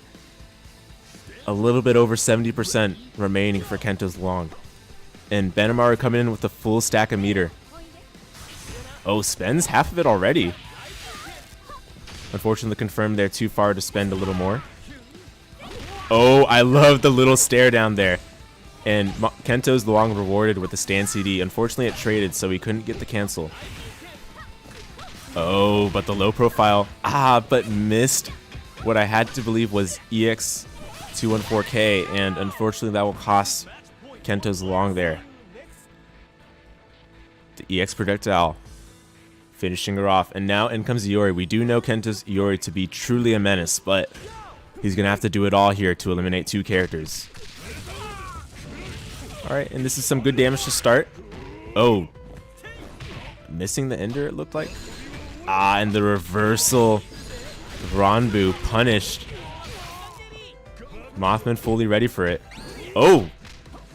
The guard cancel CD went under? Collision boxes can be weird sometimes, but regardless, nice roll catch from Kento. Oh, he went for the Kototsuki ender. That's what actually happened last time, where the confirm had a bit weird of a drop. And that is a dead Iori for sure with the climax. So Mothman takes game one off of the back of Benimaru. So that was a quick one, actually, surprisingly enough. I think both players just, going all out, swinging as hard as they can each opportunity they get, making sure their combos do as much as they possibly could with all the meter available. We'll have to see Kento finish off this whip in a more clean fashion, however. I think that was definitely one that got the momentum started in the side of Mothman, because Whip was able to do a good chunk of damage against Luong as well for not having been dealt with soon enough. Speaking of dealing with soon enough, look at this damage already. Okay, wake up DP. Thankfully, this is not pre-patch Krohnen. Thankfully or unfortunately, depends how you look at it. But regardless, only a sliver of health remaining for Kento's Krohnen here. Oh, what a roll, but unfortunately, Whip recovered just in time for the normal throw, and down goes Krohnen. So Luong with 1.5, certainly enough to get some damage in here, but he's going to need to work overtime in terms of getting rid of this rip, as well as having a solid fighting chance against the Benimaru thereafter. Oh, whiffed jump CD, did a bit too early, and no block on the cross-up. This is going to be good damage from the side of Mothman's whip. Off not to spend the one bar. Wants to keep it, I suppose, for some defensive options. Oh, missed DP. This is huge. Another combo dropped from Kento. And nice confirm from Mothman. Straight into the super. Okay. Now we're going to see Kento get something going. Not a dead whip just yet. One more will do it. No safe jump. Oh. That was actually a minus on block JA, but Mothman expecting the subsequent 2 and 4K, and it did not come. So down goes Whip once. Now, we'll see if Luong can also get some good damage against this Benimaru, but unfortunately it's not going to be so. This is definitely going to be a dead Luong. Fortunately, she wasn't able to say much against that Benimaru. Only 8 seconds in that round. So now Iori once again with a huge task ahead of him. Kento's work definitely cut out for him. I think it's gonna need to be clean on this Iori. Mothman definitely does not let any opportunity escape. Oh, nice backdash taco. Important to create that space there. Good whiff punish from the side of Mothman, however. The crouch B to punish the whiff. Oh, and that's a safe jump. That actually might be dead. Yeah, 100%. So optimized in the corner. Mothman's Benimaru combo there. And quickly we're now to 2-0. This has been a fast one so far. And it's not in any part due to some sort of dominance, so to speak. It's actually just because each player hitting very, very hard on their respective combos. And now Kento going back to member select. He definitely has some other teams available to his disposal. The Krohnen was a bit shaky in the last game. I can definitely agree with that. However, given the first game and how well it went for him. Oh, Mary Chizuru.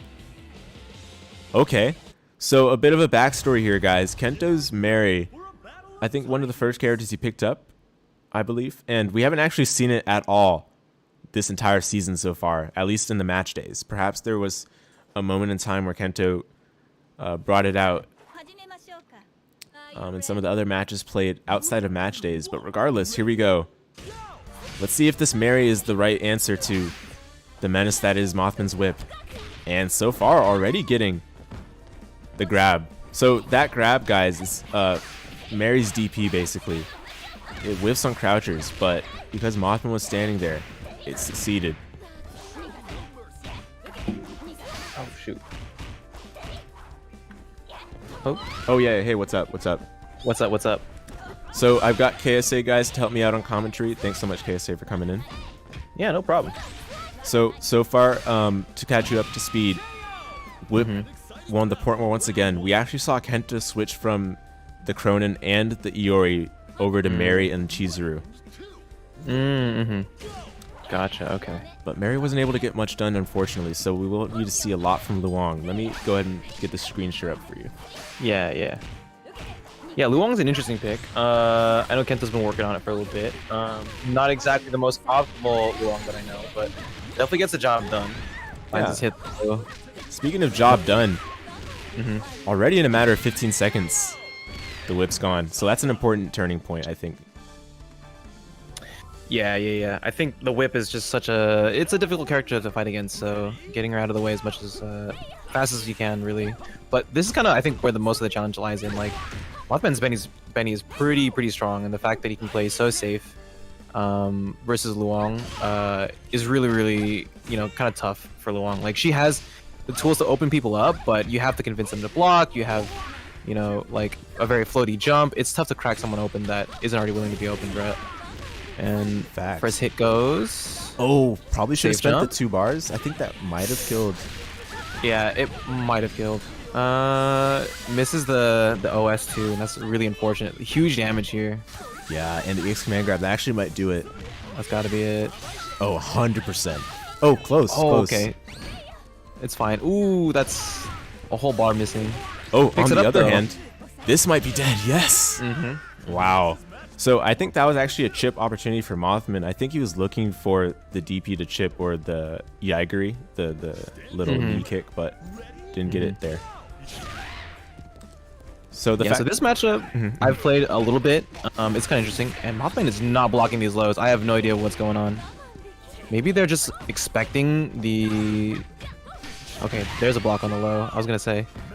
Yeah, at least he got the chance to do so, and this is actually the first time that Kento's gotten to this Yamazaki. But this is also the first time Mothman's gotten to the Chizuru, so very interesting. Yeah, we'll see how it turns out. Yeah, those counters are really dangerous. I think they were buffed a little bit in the last patch, so Mothman making great use of it. Far Okay, D. kick confirm This here, is yep. huge. Spend the climax. Oh, spend the seal. Okay, that's actually fair. That's fair. Gets the OTG. So now Yamazaki can't use any of those counters. So smart. Yeah, And Walking him Kento. out of all the options, that's huge. Yeah, Kento. actually, yeah, my mistake, because that climax actually might not have killed, so very smart to go for the seal super, lock out all the potential, die roll options that Yamazaki has. Yeah, something that I haven't seen from Kento, at least in this set, is his crazy movement. He's got really, really good movement. Oh, agreed. Agreed. So I'm wondering if he can maybe leverage that versus his whip right now. Unfortunately, finds that instant overhead too. That's really tricky to deal with. Really you is. have to block cross up super quickly. Yeah, I think we've seen Kento try to play more active defense in terms of stopping these cross-up JCs, maybe get a close anti in there, but it's very difficult. Yeah, it's one of those things where you have to know the answer to it right away, and if you're gonna hesitate, you're just gonna die. Exactly, and yeah, that's a safe jump all day, all day. Yeah, Kento seems a little bit frustrated. I mean, like a lot of his moves to get in sort of got stuffed and immediately turns into a mix-up for whip, and that's a dangerous mix-up because of the jump in, right? So. I mean, just look at this damage, right? Yeah, half a bar. Lots of damage. This is not going to be a safe jump, but it's going to be meaty stand CD. Yeah, you can't reversal there. Yeah, the stand D, interesting choice. That looked like it was going to cross up, I'm not going to lie to you. Yeah, me too. I think that's actually where Mothman got opened up a bit. Interestingly, no DP. We saw Mothman go for some DPs earlier. There we go. Yeah. Okay. Oh, gets hit by the low. This will be close to death. Oh, that is death, actually. I forgot. He got the 2 bars just as he did it. That's very much dead. Oh, doesn't... Okay. Can you OTG after that? I believe you can, but... Okay. Regardless, gets the instant overhead JA. Yeah, and Chizuru's got to do the most right now. 4 bars, so you have the chance to do it, but... Oh, no, the JCD whiffs. I think it was pressed a little bit too early. Yeah. Oh, He comes out, and yeah. This is going to be good damage here as well. Just about 35%. Frame traps here. Chizuru's in though. Unfortunately, doesn't have a whole lot of life to work with, and not a whole lot of bar either. Yeah, but you can harass with that far D whenever you can. Ooh, Oh my, zero respect. Hit confirmed. Wake up close D, and that is a dead Chizuru. And Mothman will take it over Kento 3-1. So that was a good match, right? I mean, very fast-paced, very KOF 15S, where each player just taking out every bit of damage they can, spending all the meter, but in the end, Mothman gets victorious. Yeah, the whip matchup is just so crucial. Like we saw the one time that Kento was able to dominate the whip matchup was a time where he was able to bring it all the way back. So yeah, that's one of those characters where you just have to know. Not necessarily like a knowledge check character, but just you got to know what you want to do, and you can't really hesitate. So yeah, exactly. Oh no, Kento just left. We're gonna have him come back to play against Behelitboi, I believe.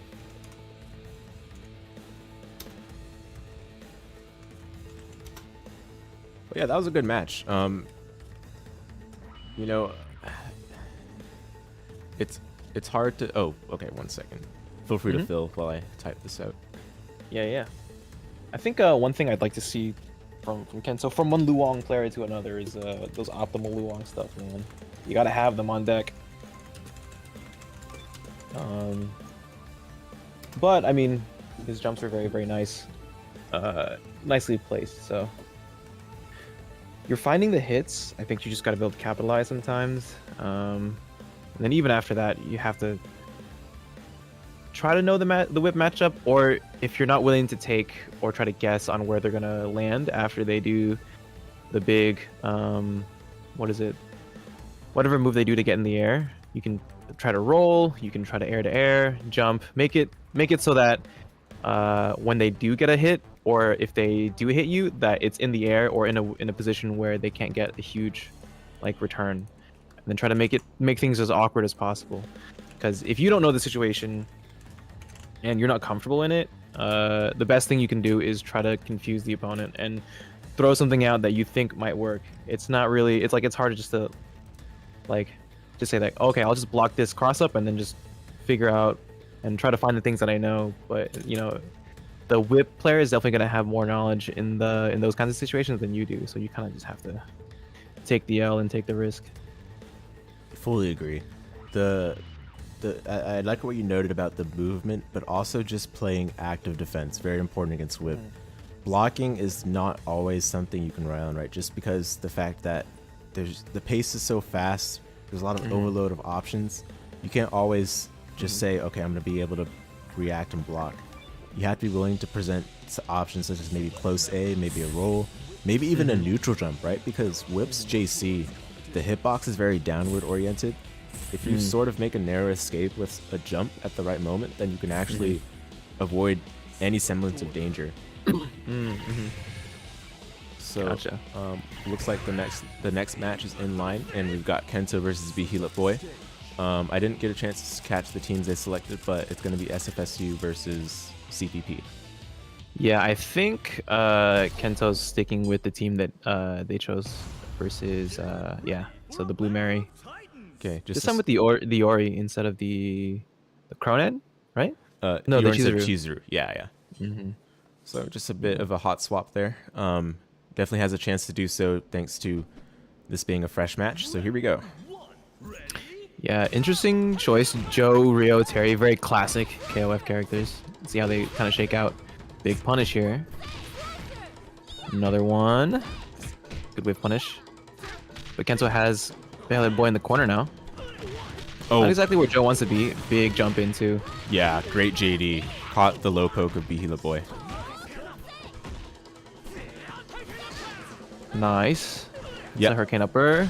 So interesting about these fireballs from Joe, they're actually very jumpable compared to what they might appear, especially in 15 where they made jumping over fireballs a lot easier. Yeah, I'd like to see more of it, but then again, these jumps from Kento are just eating Joe alive right now, so I can definitely see why they're not super inclined to doing it. Yeah, there it goes. There's the JD. Great pressure from Kento to get the first blood.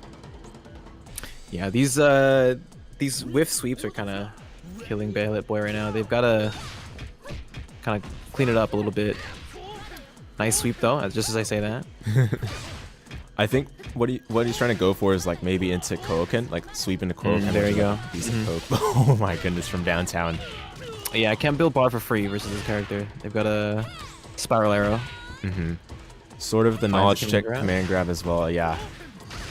The fact that it can have a bit of invuln during that first part, definitely hard to deal with. It's kind of nuts. Yeah. Overhead eats. Okay.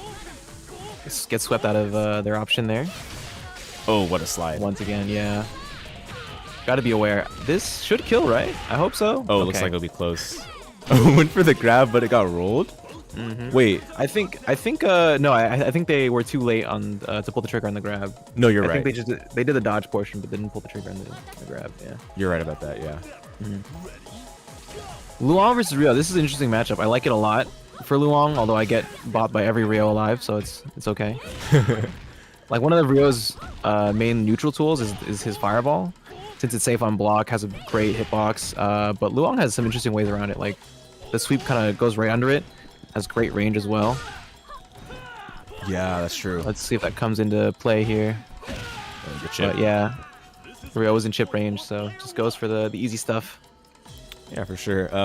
You know, based on the previous players we've seen, I would have liked to see more DPs. I'm not even like trying to say that facetiously. Like, I think it's important to just present the option there, plant it into their head so that they got to start thinking about it just a little bit. We haven't seen that much from Behelitboi of those.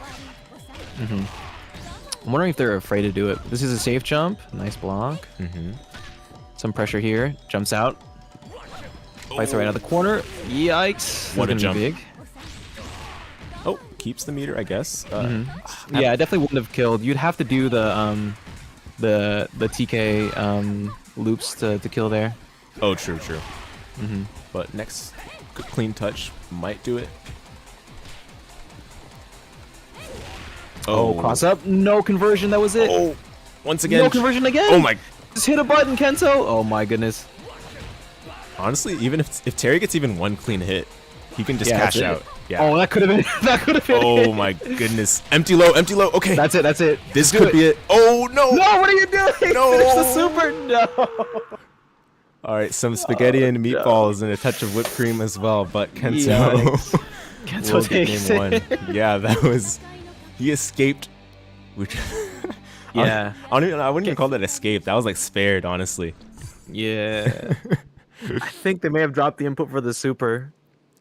Yeah, that might have been so. That's a bit rough. But hopefully they clean it back up. I mean, they clearly had... I mean, you were in a position where you could have won in one hit. So just the fact that you can get there is, you know, proof enough that you can do this. So hopefully Behelitboi takes that into consideration. Round start sweep again. I think they started the round with that in the last match as well. Yep, I believe you're. Just a little bit late on those DPs. That sucks. Yeah, I respect the attempts.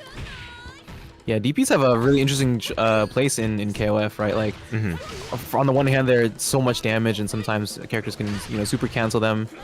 And of course, they lead into knockdowns unlike other traditional anti-airs. But then again, like, because of the nature of short hops, you might not be able to react in time. So they're like a high risk, high reward anti-air. So you gotta balance it out by using your other anti-airs too. Yeah, but suddenly all this damage from goodness. the fireballs alone. Kento losing his composure here. Yeah. Okay. Gets swept for his troubles. That's unfortunate. But I mean, you almost took the match, right? This is a one hit situation right now for Rio. And just about any hit here will do it. Absolutely. Smart cancel into the parry, I believe that was. Avoided any. Oh, that was a big parry. That could have been a DP, but that's okay. Takes a sweep. That's okay. Yeah, we take those at least. Was probably not expecting to get the parry there. Yeah. It's hard to cancel into DP on reaction, you know? You're just going for the parry, hoping to catch them. Oh my goodness. Okay. That might have been a misinput, but that's okay. It works out for Behelitboi anyway. Yeah, at least it wasn't the Ranbu. Okay. CD. No need to cash out here. GC roll, nice. Gets you out of the corner for free. Yeah, strictly speaking, that was safe because it was guard cancel roll and not regular roll. Yeah. Oh, I think that was supposed to be like a cross-up kick. Yeah, I think so too. Low profile just in time. Oh no! No, yeah. Yeah, it did the 14 too high, which doesn't work anymore. But fortunately gets the last hit, and so now in comes Terry. Yeah, this is the exact matchup last time too, so let's see how this shakes out. Behelitboi with a nice one. Oh, great big punish. Indeed. Take him to the corner. Safe jump. Mistimed the jump or did the wrong jump? One of those two. Yeah, so in that situation, you want to do... so usually Kento does 214 B for the frame kill, but in that situation, you want to do 214 D because it carries further, and then you have to do a hyper hop. So it's a much tighter input. Ah, gotcha. Yeah, so much less forgiving. I mean, I can see why you don't go for it, but... Gotta burn the bar here. Oh, that actually might go under. Yeah. Yeah, I was gonna say. Okay. At least chip territory, potentially? Yeah. But, I mean, if I'm Kento... Oh, okay, nice. Trades anyway. Yeah, we take those. So, 2-0 up for Kento. And, yeah, as you said, it finished on the same head-to-head, the Luong versus Terry. I do think Behelitboi will have to make a few adjustments in that particular matchup should it come down to that one again. Yeah, I think being sharper with your anti-airs, because Kento was getting away with some hops, and definitely there was one where Kento did a really early JD with Luong, and that could have been low, and you were definitely not going to get hit by it, so trying to be sharper on how you deal with the anti-airs coming out of it, so. And already we saw Joe using that stand C to kind of do that, but I mean, again, if they're doing a full hop or like a full jump and you try to do stand C, it's not going to work. So it's kind of it's still an RPS situation. So you kind of have to be okay with whatever you get. Nice. Oh, we haven't seen that form of grab, the DP punch. Guess is wrong. That's big. Yeah, but I mean, great stuff by Behelitboi, still kind of showing his options on the table. So that's kind of what you want to be doing. But hopefully you can kind of pull it back together here. Nice. Okay. Okay, plus frames just opting for the pressure instead. Yeah, probably didn't anticipate getting the parry off. Nice sweep though. Fortunately gets grabbed here. Oh no! Nice safe DP. Jump. Yeah.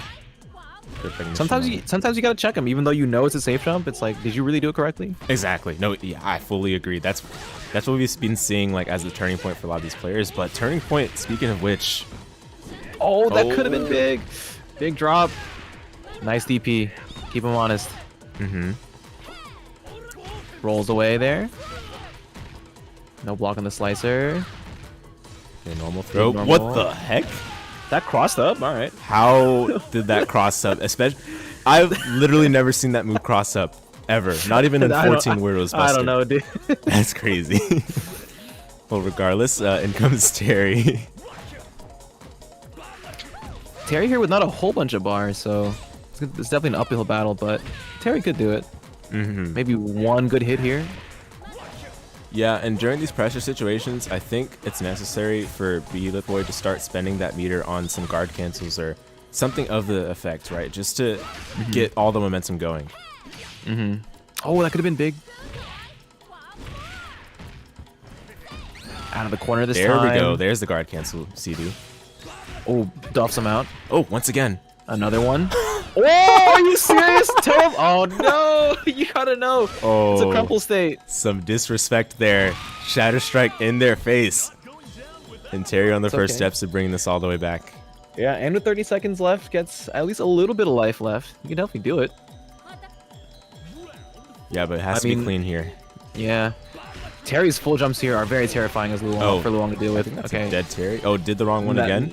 Oh, okay, okay. Okay, hits it this time. This should kill. Yes. Yeah. So Kento. Yeah, keeping it simple. 0. Yeah, took him Nice job, dude. I would have went for like a TK loop and dropped the combo and then lost the game. So good stuff. But honestly, sometimes it's like, yeah, I want to at least give myself a bit of confidence booster if I can hit this harder combo, but. There, Kento knew exactly what was needed to finish the job, and got the level 2 win to take it. So good stuff. Okay, so I think next up we'll have. I saw a few messages earlier. I think someone was saying they can play dBLIZZARD, but I think we'll have to fit those into the end. So our next one was going to be KSA, so that's you versus Wifi Warrior. Okay, yeah, so, I'll go ahead and. Mute myself for a little bit, but I guess yeah. Oh yeah, when the match starts, yeah. I think it's unless you want to hear the commentary, you can also deafen just in case that's distracting. Yeah. I have the wrong stick plugged in. Okay.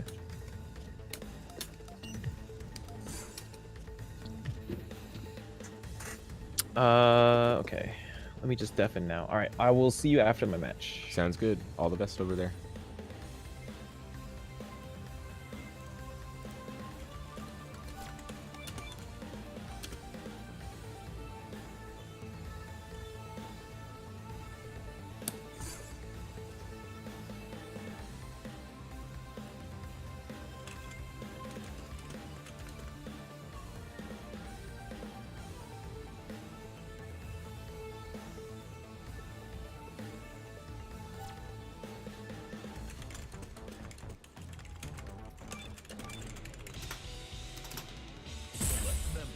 Alright, oh, both players wasting no time. Alright, I was trying to figure out the next couple of matches after this one, but we're going to see right now Wifi Warrior versus KSA.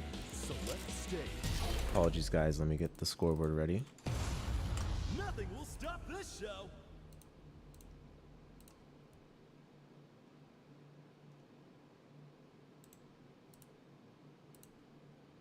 Okay, there we go.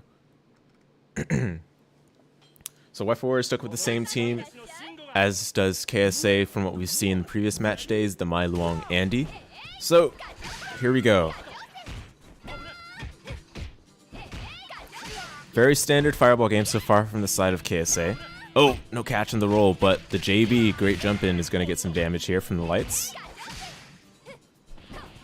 And yeah, Shingo definitely has a hard time sort of dealing with all of Mai's unique pokes as well as the fireball game. It's just very difficult for Shingo to get any sort of offense started.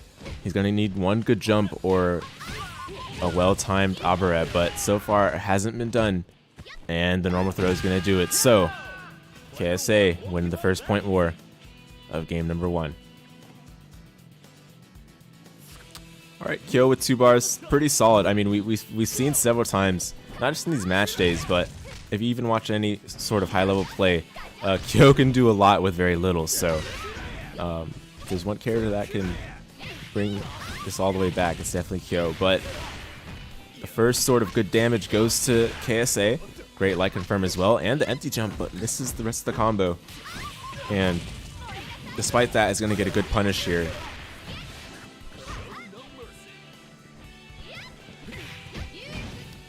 I like the spacing KSA plays at when he knows that he doesn't need to be necessarily too aggressive, but he's also not just backing all the way up. He's trying to basically let Wi-Fi Warrior overcommit himself, and so he did.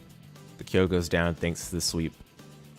So Rock Howard coming in with almost 5 bars. You know, I'd say this is one of the characters on the side of Wi-Fi Warrior that can get it done, but it's not going to be any easy task whatsoever.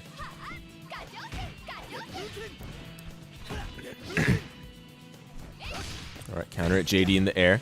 And now Rock has all the 5 bars necessary to bring this back. That actually might hit. Yes, indeed.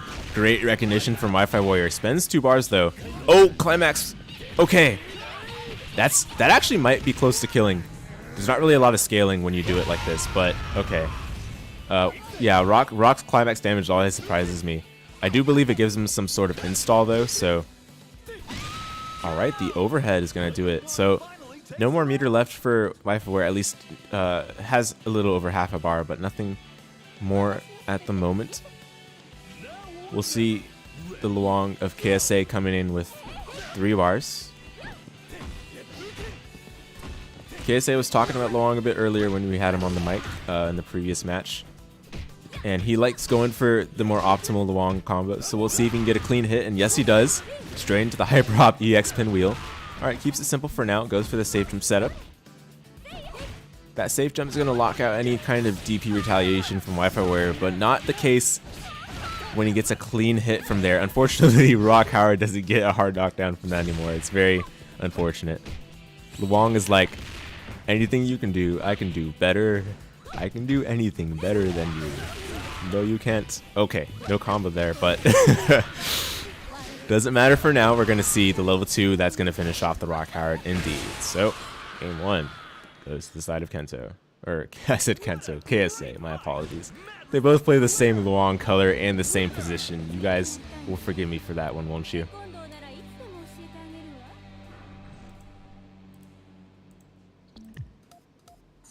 Oh, member select from Wi-Fi Warrior. Okay, I wonder what he's got, actually, as an alternative pick. We haven't seen necessarily all the... We haven't seen the deep bench... Oh, okay, Shun'ei. Okay, yes. I did actually... Earlier today when I played Wi-Fi Warrior in Casuals, he did have a Shun'ei available to pick, so we're seeing that switch out instead of the Shingo, which makes sense. You know, Shun'ei's got a bit better mobility to navigate the Mai tools. I'd say it's a very strong option to present as the point head-to-head. So we'll see how much this Shun'ei can get done.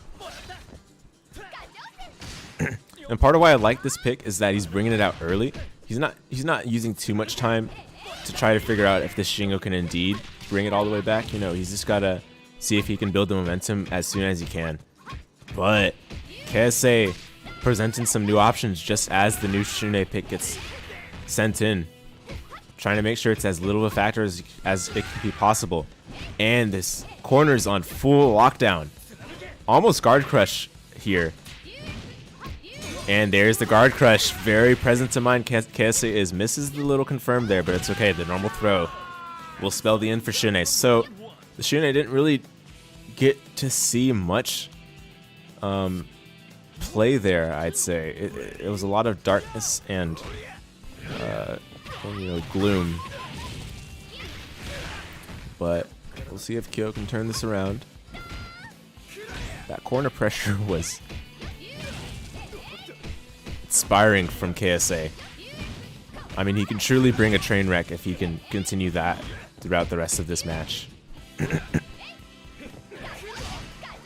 Alright, so Kachosin's to get the space created. These jump CDs making it look like Mai's jump CD was never touched, despite the fact that it was nerfed a single time. And the crouch C straight into the EX Ryuenbu. He's going to take out Kyo. So now we're going to have to see Rock Howard once again make all the efforts. And this time, Wi-Fi Warrior's work is truly going to be cut out for him. I mean, full health Mai as well as 2 bars. We've seen what KSA can do with the meter he has available. Oh, that is not going to work this time. We saw that was how Wi-Fi Warrior got started the previous time. where he's able to land one of those supers and straighten the climax, but KSA not going to let that happen this time. A great combo at that. Misses the close C reset, but for now, it's going to get some solid pressure still. And the EX Ryobu on the other side gives KSA the My OCV and puts him up 2 games.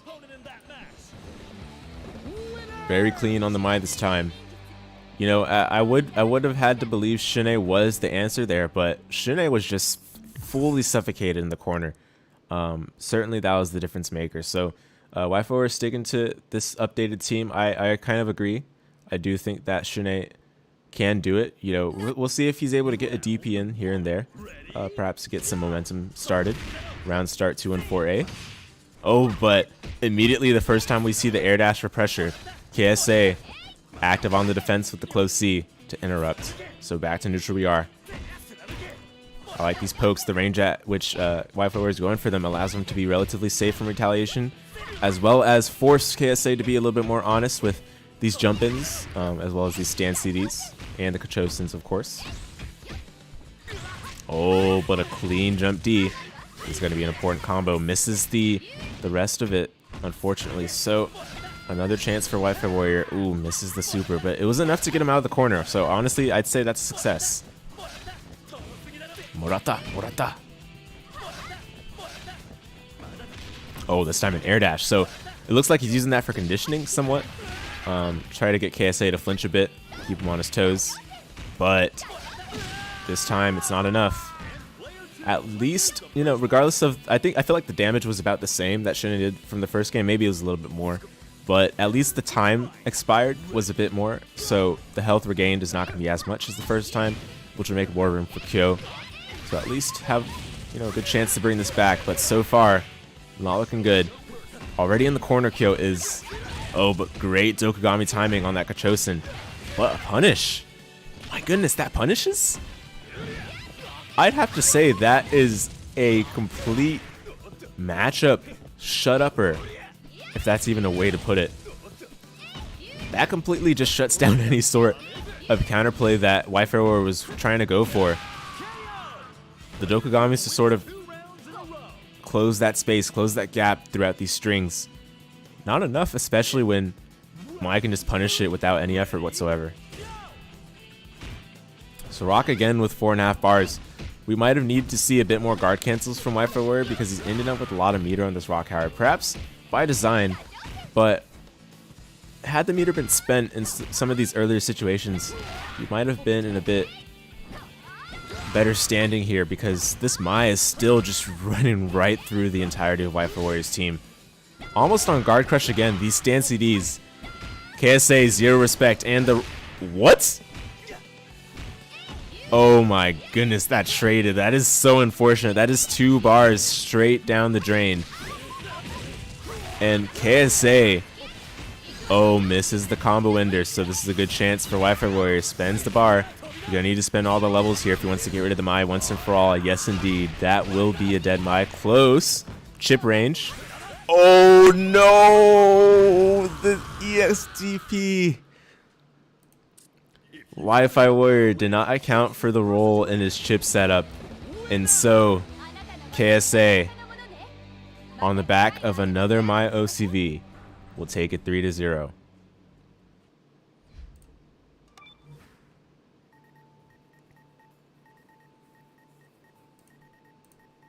So that was a good match. KSA showing no signs of being shaken there, especially when those supers were being thrown out. That was a weird exchange, wasn't it, with that trade on the last super there? Oh, yeah, definitely. I think it traded on my 2A. That was weird. I think that thing is supposed to have like full invuln, but I think it's only up until a certain point. It's more projectile invuln, I think. It's like projectile invuln almost the whole way through. I'm pretty sure. I could be wrong about that, but that's weird that it traded like that. That was certainly strange, and it's even more strange that the fact that it was 2A you pressed. I mean, how unfortunate for our hero from Garo, Mark of the Wolves, that it wasn't able to succeed, but regardless. Most definitely, yeah. Alright, so we're going to see next up SerotheHero versus StormClaymore. So SerotheHero's previous matches, I want to get your thoughts on them because we see a completely different team from him from the previous match days. Like we're seeing no Dolores, no King. Instead, he's playing Omega Rugal. I think I can't remember the other characters. My memory. Yeah, I don't remember. There might have been a Dinosaur, but anyway, we're going to see here very soon. Both players are okay. Yeah, let's just see what they pick. I definitely understand the switching off Dolores. Like, she's a very difficult character to play, I think. Agreed. And even more difficult so to get like max damage on. So switching to someone like Rugal, who I think whose combo is a little bit more accessible for sure. You can get like the same amount of damage that like Dolores would get in like 1.5 or like in a half a bar, and it's kind of crazy. So I mean, let's just see how it shakes out, you know. I mean, KOF is a very high damage game, so if your character inherently has low damage, you're definitely going to be struggling in some aspects. So for sure. And yeah, I think as you mentioned with the damage, 15 is especially the case for that because oh, okay, Maxima was the character. So yeah, there we go. And then we're seeing the full Fatal Fury team from StormClaymore. I guess Garo on there as well, but yeah. Yeah, so I like the Maxima pick. Go ahead. Yeah, the you know, all these characters can hit like a truck, and this Maxima pick especially is pretty avant-garde, so we'll see if StormClaymore has done his homework or if he could just rely on instinct. Yeah, Maxima's one of those characters where like he's fairly simple to play, but like his game plan is very linear and straightforward, but like if you don't know how to deal with it, it's very difficult because Maxima has like these, you know, very limited jumps, but you can hit a cross up from just about anywhere. So if you're not prepared for that, you might just be hitting a full jump in combo. That is true. Oh, but actually StormClaymore playing a completely different order than at least what I can recall. Rock on point here. I mean, which I think is okay. They've got the. Oh my goodness! What a like! Look at that DP. Like, yeah. If you guess wrong once, you're taking 20%. Does a bunch of damage, and yeah, I haven't mentioned this or I haven't emphasized this a lot, but Sero loves this sort of Yomi playstyle. I feel like this DP and just this whole character's tools in general are perfect for him. Allows him to fully exhibit his, you know, the sort of dominance like, on the. Yeah, so much reward off of straight hits. So the fact that like you have so many huge buttons to play around with, like you could definitely just call out some crazy movement options. So. All right, so down goes Rock pretty early, but at least some good damage was dealt. It's going to be only about 40% remaining for Sero's Omega Rugal. Yeah, Geese has an interesting matchup here. I think you can kind of compete with Rugal when it comes to the zoning game, but I don't know. Like in terms of defensive or like defensive neutral options, like Geese is a little bit. You kind of have to rely on that parry. Agreed. Either way, gets in here.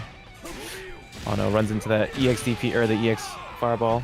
Gets that sweep though. Yeah, that sweep is huge. Yeah, and another thing that's pretty huge for StormClaymore, he got away with getting the kill without having to spend too much meters, so he's gonna have a full 4 bars here. Yeah, and this is kind of the oh my goodness, that DP is super cheap too. Yeah. Oh my god. Yeah. And we've seen this before. Yes, the neutral we have. jump. Oh Throw no, loops. no punish. Oh no, gets the DP as well. Nice smash out on that one. So Sero's going specifically for neutral jumps here, not as much the hops, simply because he can bait throws a bit more easily, as well as some close normal retaliation. So should StormClaymore go for like a wake up close C, it's gonna not be tall enough to reach him at that height. Yeah, you're gonna have to time it very, very precisely. Geese has one of like the tallest like close 5Cs, I want to say, so you can definitely try to challenge it, but you gotta be accurate with it. Nice cross up here. Huge chance. No, drops the combo. This is like the second Terry combo that we've seen drop. Yeah, narrowly as well. Oh, okay. Went straight in. Oh! Guess is correct on the DP. This is huge. Oh. Oh, I think maybe wanted a different special or something like that. It's likely. At least for now, still has a pretty good lead. I mean, of course, this Maxima doing a lot more than what we probably could have asked for. Eliminating the previous character as well as getting Terry this down already is pretty successful. Yeah. Oh my goodness, here comes another one. Okay. Wake up super works out. Does that Nice have work. invincibility? Do you know? I want to say that it does, yeah. Okay. Well, I've been hit by it before, for sure. Fair enough. Yeah, I cannot admit that I face Maxima too often online, but SerotheHero, you know, perhaps making use of the unfamiliarity on the side of StormClaymore will get the first game and go up 1-0. Mm-hmm.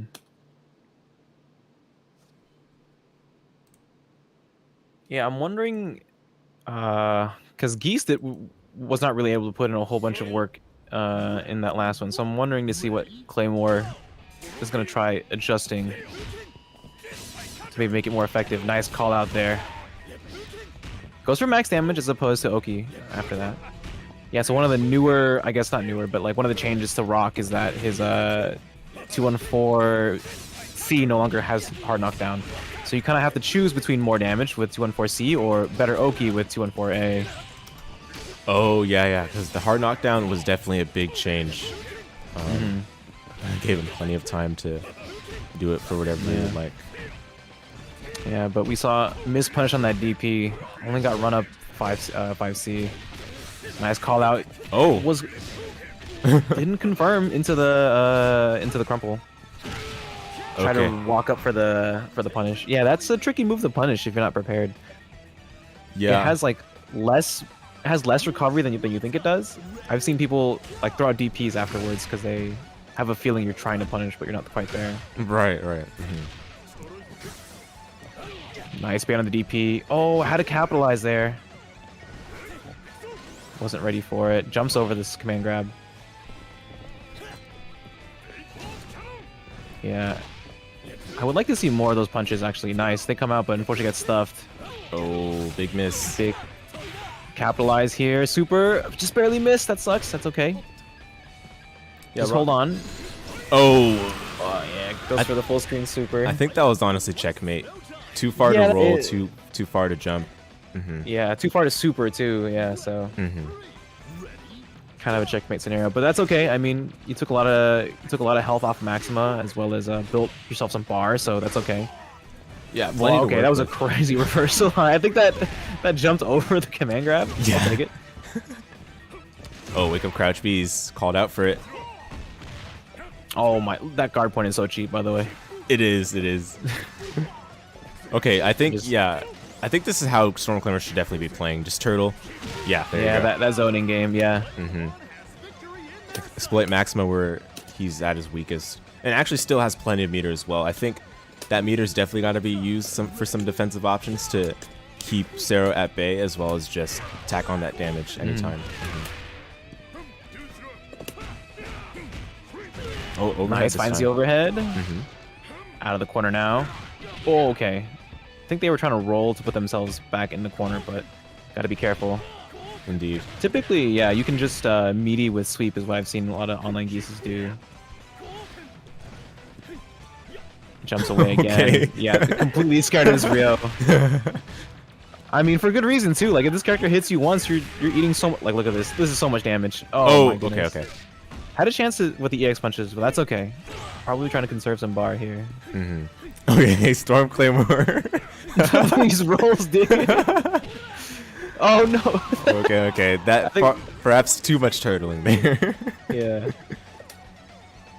There's like playing to win and then playing not to lose, right? Yeah. Exactly. StormClaymore is definitely playing not to lose in that situation. But they've got 5 bars fully stocked. They can definitely take it off of a clean hit, but clean jump in, no conversion though. That's okay. We still got him in the corner. Guesses on the DP. This is big. EX for the hard knockdown. Yeah, this is a one-hit situation for both characters right now if they land a clean hit. Oh, great EX. Nice. Oh no, the raw max mode. I don't think they meant to do that. Is that gonna hit? Oh my god. What? Yeah, EXTP has so much invincibility. No conversion on the ground bounce. Oh my goodness. Oh no. No, there's no infill on that. Are you serious? Oh my goodness. This is crazy. No DP again. No. StormClaymore had that one in the bag, but I think it got a little bit too hectic for his comfort there, and he was just like, all right, let me just throw out all these things. Hope they hit. Didn't quite work out. I mean, StormClaymore sticking to the plan, though, for sure. They have a set way that they want to play. Yeah. You know, at least it went down knowing that, you played with honor. You stuck to your game plan through and through. So, I mean, game 3. And you showed that it worked, too, right? So... Yeah. it's got to the point where Sero was still the last character, so that's certainly a success. But Oh, big jump. a lot more is needed in this third game because that's that's a lot of headway to make. Oh dear. Big whiff. Oh, no, not a full punish, but that's okay. Keeps the Still corner, rock in at the corner least. here, yeah. Indeed, indeed. Oh, nice weight. Yeah. Storm showed his hand with the DP last time, so Sero electing to block that time, and then patience paying off. Yeah, so it did. And actually, funny enough, I felt like Sero was actually going for the DP a lot less towards those exchanges where he had the opportunity to. Maybe just felt confident enough that he just waited out, see what mistakes StormClaymore would make. All right, let's see if that turtle playstyle comes out again. They do have to sort of make something happen because they are character down, so even if they take this while turtling, they're not going to get a whole bunch of life back. And that might factor into the final decision here. Oh, nice EX projectile to get out of the way of that one. Nice. Oh, there comes it right is. out. So, Sero more than content with playing a more zoning-oriented game, which makes sense, right? Already has a sizable lead here. But They've got Claymore in the corner right now. That roll Yeah. doesn't quite work out. Caught mashing once again. This is looking... Oh, my goodness. Big DP. great DP. Perhaps didn't need the meter, but just for some more emphasis. That's fine, yeah. I mean, Sero right now on OCV, potential OCV, has half a bar. You could definitely make this happen. Oh my goodness. But StormClaymore, you've got 4 bars, 1 maximum combo. You could definitely tie this all up. Nice jump K. Oh, okay. So I feel like 20%. I feel like I ahead. understand where we are in the layers now. So Sero started with those DPs early on, got StormClaymore scared, then suddenly put them on slumber, right? And then now we're seeing them again where Sero needs to close this one out. It makes a lot of sense now. That DP once again, that 20%. You gotta hold that. Yes. Hard knockdown, rolls away. Uh-oh. Okay. Big punish. You got this. Keep it simple. All right. A good jump. That's fine. You still have the lead here. Oh, nice punish. Nice. Keep it together. You got this. Okay, good jump. Jumping over. Big jump. Not blocked. You still have the lead. Nice. Okay. So punish the landing, recover with that EX fireball. Just nice timing there. I think this is the first time we've seen this matchup. Maxima versus Terry. Actually, we saw this in, I think, in game 1. I'm pretty sure. Yeah, it was game 1, I believe, the last time. But round start shoulder tackle. Pretty ambitious stuff. Oh, super cancel. He had that That's prime. a hit confirm. Dang. Uh-oh. Did the room explode? I don't want to believe that. Uh-oh. Okay, I'm not going to say anything. Sero takes it 3-0. Congrats. Nice work. Yeah, great super confirm at the end there. Yeah, great super confirm at the end there. I think that's what Sero probably would have wanted on that round start as well, but it just whiffed entirely, so kept things safe. But nice and tidy. Yeah, that shoulder charge is very tricky because it's also has like the same startup animation as the command grab. Oh, true. Yeah, but I think the command grab is just slightly slower, and you can kind of tell a little bit by how quickly they travel too. So next Yeah, up, great stuff. yeah, good stuff to Sero. Keeps it clean on the 3-0. Oh, he said hand slipped, felt nervous. Yikes. StormClaymore, everything good, I hope. Well, regardless, thanks for playing. Good stuff. At least you have some. I think there's another match you've got next up. Yeah, Alego versus Oh, it's Ocean Mat, Mat. Okay. Yeah, Ocean Mat. Alright, gotcha. They're both Shermie players, right? Or is one an O Shermie player? So I believe Ocean Mat actually plays Krohnen, Kyo, Iori, something of that effect. Okay, why did I think that they were a Shermie player? I don't know. Oh, Alego. I know, is a Shermie player. yeah, Alego is a Shermie player. Okay. Alright, so both players wasting no time. Here we go. Ocean Mat versus Alego. So no surprise from either player in terms of their team nor their order, so everything will be nice and orderly. Yeah, Ocean Mat's Krohnen, if I'm remembering correctly, is very, very, very threatening. They play the neutral game in a very particular way, and it's very hard to deal with. So let's see if Alego's Shermie can kind of mix it up. Yeah, I definitely say Alego, might have an uphill battle in some of these head-to-heads, given the difficulty some of these characters have in terms of getting in. But we've seen what this Ramón and this Shermie can do, so I still believe 100%. Yeah, so if you're watching the Krohnen player, you're gonna be watching for that. Yep, the 5C there, the kind of forward advancing 5C. It's safe on block, by the way. I don't know why they decide to do that. It's like an NRS normal, not gonna lie. Yeah, and the hitbox is so good as well. That like there's hardly any hurtbox in that thing. It's crazy. Big combo here from OceanMat. If there's one thing that they've got, it's those 2C combos on lock. Nice JCD too. Honestly, both of these characters' JCDs are really good, but it's funny seeing which one wins in some of these situations. Yeah. Hard knockdown. Reversal. Works out anyway. All right, corner positioning as well. Pretty good way to... as well. Yeah, pretty... Oh, shoot. The EXDP. Busts out with the EXDP. 20%, by the way. Yeah. Oh! What a JCD. So Shermie in chip territory, but it's pretty hard for her to chip without doing that little cross-up jump, so... Yeah, and that can get DP'd, so... That's probably what, Alego's looking for. So, sign to 2K instead. Or, 2B instead. Yeah, good stuff from Alego. Definitely proved me wrong there, so won the first point were important for just getting some confidence and ensuring that things stay out of chaos and stuff.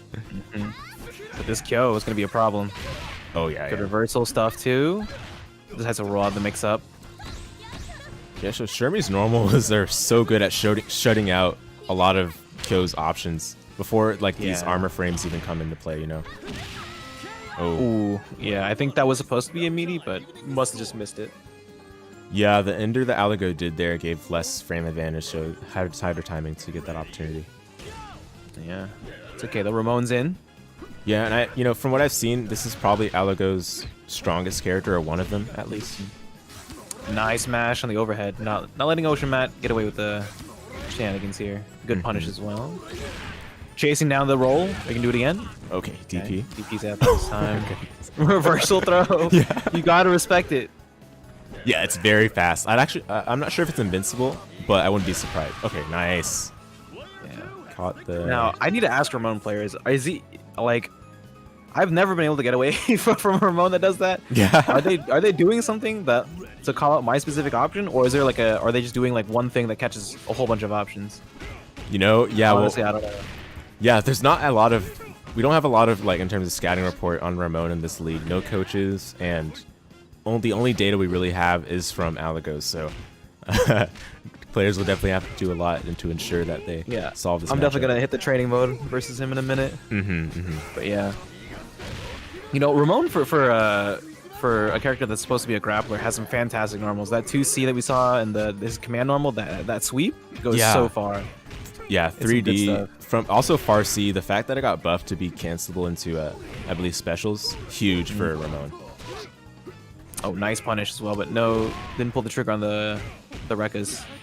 Oh, I believe that's punishable, but I'm not sure about Ramón's range. The Rekka. Oh man, no way punish on that sweep. JCD coming in. Nice. Alexa jump that time, not have to hold the command grab. That's something that you kind of have to do versus some grapplers in this game. Is that sometimes you just have to guess on the jump, whether or not they're gonna try to close C or attack normally versus do the command grab to try to catch you. Indeed. So, Dinosaur versus Iori. We've seen Alego pull off these comebacks a number of times, actually, given especially how many Ioris there are in the league. I think he understands what he needs to do here.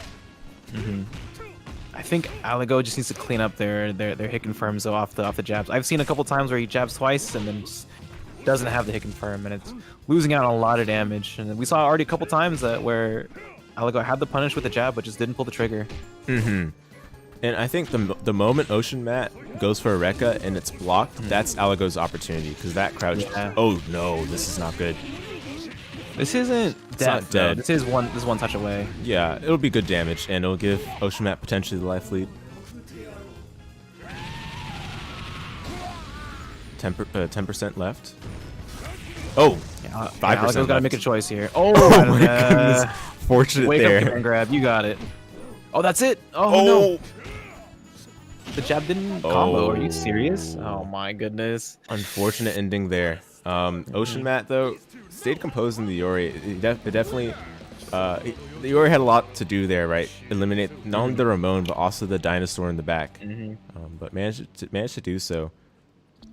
It's gonna go up 1-0. You know, I do think what was important there was that Ocean Matt didn't have to spend a lot of meter against Ramón. He had the full 5 bars going into that Dinosaur matchup, which meant that he could spend it on that climax. Yeah, the max mode was crucial to making it a one-touch game. So. Round 1. Ready? Go! So this point matchup again. Let's see if Ocean Matt kind of adapts. I've noticed that if you try to play the grounded game versus Ocean Matt, he's just gonna eat you alive. Indeed. But I mean, this is Shermie we were talking about, right? Great jump arc, great JCD. As we see, but unfortunately, yeah, it's not a combo anymore, right? Had to be EX there.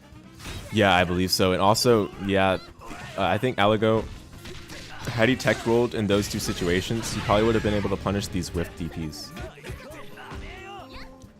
Yeah, sometimes it's tricky to tell, but okay. Oh, that punish got smashed out. That sucks. That it air counter hit and he got punished. Yeah, I think he pulled the trigger a little bit too early on that close D, and so yeah. Wow. Ocean Matt coming down with the jump jab or the 2 A's. Yeah, an early lead here could be a difference maker. Oh, blocks that one. Yeah, see that one wasn't a command grab. Oh, yeah, counter hits out of the command grab there. Far C whiffs, unfortunately. Yeah, and this is where Ocean Matt really shines, right? Like, they know the spacing traps that they can do in the corner, and it's very, very scary versus Krohnen. Absolutely. And we saw Alego stare a little bit just to try to bait a DP or any sort of move, but Ocean Matt stood still. Yeah, that close he was looking for probably a throw, but unfortunately mistimed it, and Ocean Matt was able to roll out. That sucks. This is all Ocean Matt's game right now. Reversal, though, from here. Oh, okay. Nice. Alego's getting started now. Yeah. We saw him roll twice, and Alego was able to call it out twice, but then on the 3rd time, elects for the jab, so Ocean Matt breaks out. Yep, chipped. Yeah. That is a bit unfair. Let's just be real. Kind of a checkmate situation there. Yeah, I mean, Ramón had to do, I think, his wall jump special at that point. Yeah, there wouldn't have been a lot of time to do it either. So Dinosaur has to go the full distance here. Okay, the SPD gets started. Nice. Oh my! Someone clipped that. What the heck? Did that went through the whole super? See, yeah, dude. Command grab characters are broken, dude. Oh my goodness. Grapplers are broken. Literally, like, that was strictly speaking the right option from Ocean Matt. Wake up DP into the super. Oh, nice conversion here from Alego, and they've got the confidence. You got this. Oh my goodness. I think they tried to punish the roll with the jab, but unfortunately, just slightly mistimed. Oh no, and the corner pressure here from Ocean Matt. Okay, there we go. Nice. Yes, this is what I like to see. Take him back to the corner. Oh. No, big drop. But another drop from Ocean Matt. That's fine as Alego picks it up. Oh. No, misses it again. That's so unfortunate. That's okay. Keep it together. Finds a reversal throw. The jab's coming out once more. Oh, I think there was a punish attempt. It's just too far. Yeah, that EX Rekka pushes him out so far. But another reversal. SPD. And yeah, if I'm Ocean Matt, I gotta start picking up on these and start hard baiting them with some neutral jumps. I mean, with this much bar, you could definitely just kill off of like one good command grab guess. Like if you guess right once here. But then again, Alego has all the momentum going back into this one. Yeah, you know, these strings that Ocean Matt goes for, like as a safe hit checks, I think close C into 6B. I like to see some guard cancel rolls from Alego's side just to at least find an opportunity to punish. But so far, no, not needed when you can get the throw loops going. Do it again. Oh, rolls out this time. This is a one-touch situation. Good chance. Capitalize. You got this. Okay, keeps it simple. Okay. One more touch. Okay. And the chip options are tough. Chip out is possible here too. Run Okay. up with 2C. Alego keeping it together, yeah. And the fact that I think this is actually a huge, game to tie up on. Not only was it just game 2, but Alego was able to do it with solely the Dinosaur, essentially. Yeah. I mean, and they were confirming into the EX records, so that was really, really good stuff. I mean, sure, there were some drops here and there, but at the end of the day, you still got the hit, right? So. So important inflection point for Alego in this series. So we'll see if Shermie can at least get the early momentum to get a more steamrolly sort of lead early on.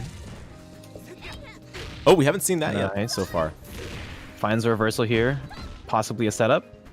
Alexa's sweep. Both these characters have very strong like spacing traps. Yeah, and we see that jump CD. Too. Okay. Yeah. That Krohnen jab is so far. Finds a hard knockdown in the middle of the screen. Alexa for a safe jump too. Alexa respect it. Yeah. And the mind games in that, yeah, okay. I'm not too sure what those running command grabs are for. Maybe Alego sees something that I don't. Ooh, so is that a punishable string? I'm not sure. The Shermie. That kick I don't think is punishable. At least not by Krohnen from that distance. Gotcha. Oh, mistimed the jump, but it's okay. The close D will finish it off. And from what I've heard, that close D is throw invincible. So it's very likely that Ocean was trying to go for a wake-up throw there. And got caught. Round start JCD, alright. Good stuff. Cross up, nice block. Alexa guard cancel out, doesn't want to take the pressure, and now you're in the corner. Versus Shermie nonetheless. Good Abare. Oh, punish? Is that a punish? Oh, I think maybe they were looking for a different command grab at that point. Yeah, it's likely. But great combo from Ocean there. He's like Alexa cash out, but now you're back in the corner. One more guess. You could just DP here and win the game. Yeah, I was gonna say. Yeah. Not enough advantage for Alego there to actually get a full jump in meaty, but good recognition from Ocean there. Yeah, you mean you still force Ocean to burn at least like a bar, right? Oh my, was that 2C? Yeah, 2C into 3D. Yeah, that button's ridiculous. It is. Ramón is really just like El Fuerte if they gave him buttons. Yeah, actually though. Oh, great combo. This is fantastic. Nice job. Yeah. I'm glad that Ocean cleaning up these hit confirms too. Yeah, especially this is the time where he's definitely going to need it. Oh, what the? Oh no! Drop that hit confirm. I almost never see a stare down at that distance in this game. Everyone's quick to wake up throw or DP or something. Nice conversion with the Rekkas here. Oh, nice. A little shimmy there. Knew that Alego might be going for that wake up grab. Yeah, Alego is very antsy right now, so I'm glad that Ocean picking up on that. I mean, like one of the big reasons why Ocean was lost that last game was just because he was a little bit too overzealous on those meaties and got caught by all those command grabs. So let's see if this happens again. Yeah, but I'd say also the big difference maker. Look at these confirms he's been getting with Kyo. Yup. Look at this. Almost big. In front this time. Oh. Nice block of the overhead. Nice, but no conversion. Or no punish. Yeah, Alego needs... Oh, no. And these command grab breeds are not working out right now. Okay, Alego, the slow trudge forward. Just gotta bulldog him into the corner. Unfortunately, gets crossed under. That's it. So 2-1 here for Ocean Yeah, that Kyo making the full difference. The amount of damage he was able to land, as well as just being able to have... I think there were a couple of cross-up JBs that were successful against Dinosaur, taking advantage of that larger hitbox. Certainly a difference maker. One measure I would like Alego to see or to use is a roll against that Rekka string that Oshimat's been going for with the overhead. You actually can roll that gap. It's hard, but it's doable, and we'll see if he can take out a few measures such as that to regain the control of this match. Big 25% here for Motion Mat.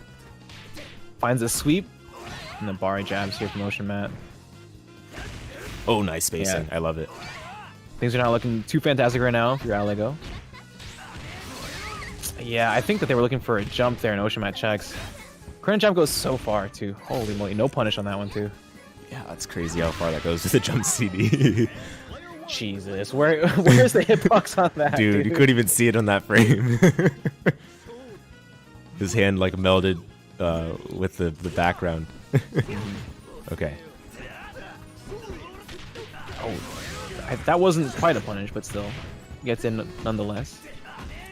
Oh, one thing I've noticed, the reason why Oceanmat's going for that exact combo, it leads to a mid-screen safe jump. So, really important against Ramón, especially since Alego's been going for those quick grabs. Yeah, you want to keep your setups as tight as possible. Oh, nice. Oh.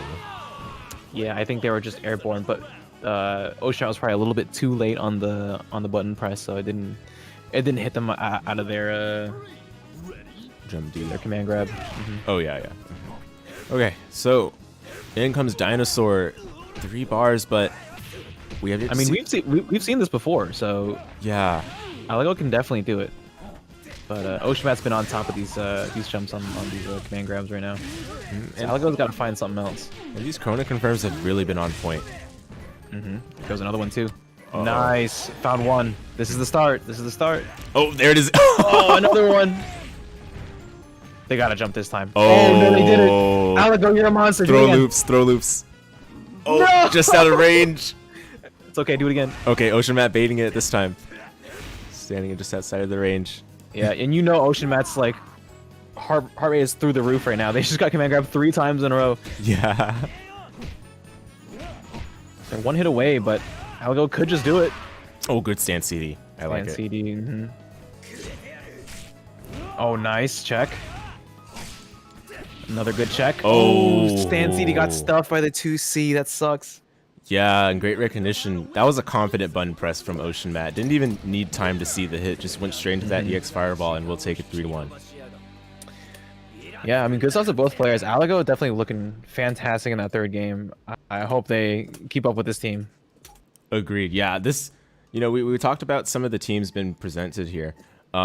There's no team like Alego's, that's for sure, that we've seen throughout these match days. So, you know, I myself will probably be sitting down after this match day and research some of these Ramón moves so that I don't get hit by them should I ever encounter one. Yeah. Good stuff to Oceanmat though. I mean, they played their game plan very stably. You know, kind of bulldogging in the grounded game, and then landing those hit confirms is huge with Kyo and I mean pretty much all of his characters, right? So good stuff. Yeah, absolutely.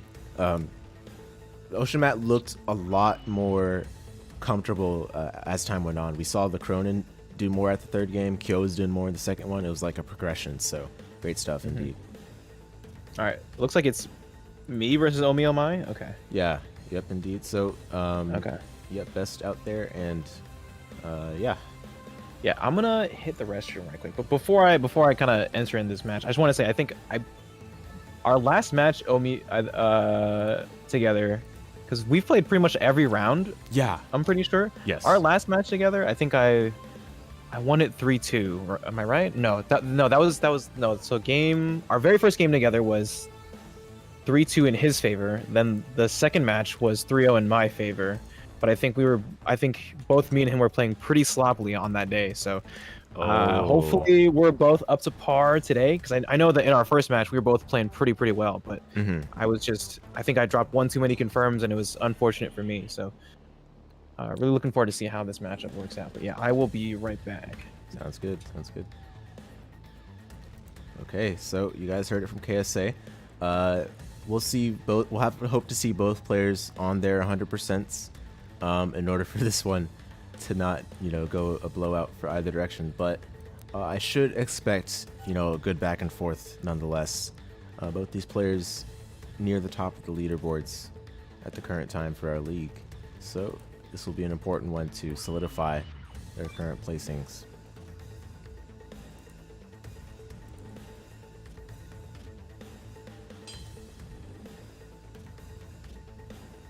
Hope you guys are enjoying the match day so far.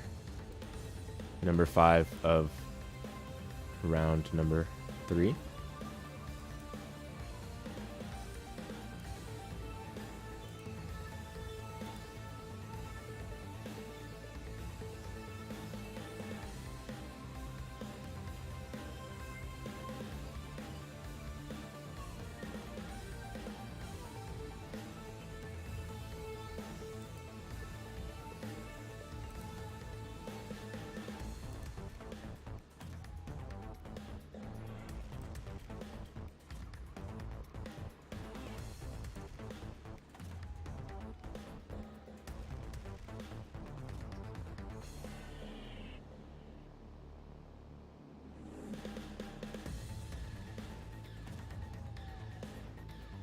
just waiting on both players to ready up here. I believe KSA is on a quick intermissional break, so we'll have this next match ready for you guys shortly.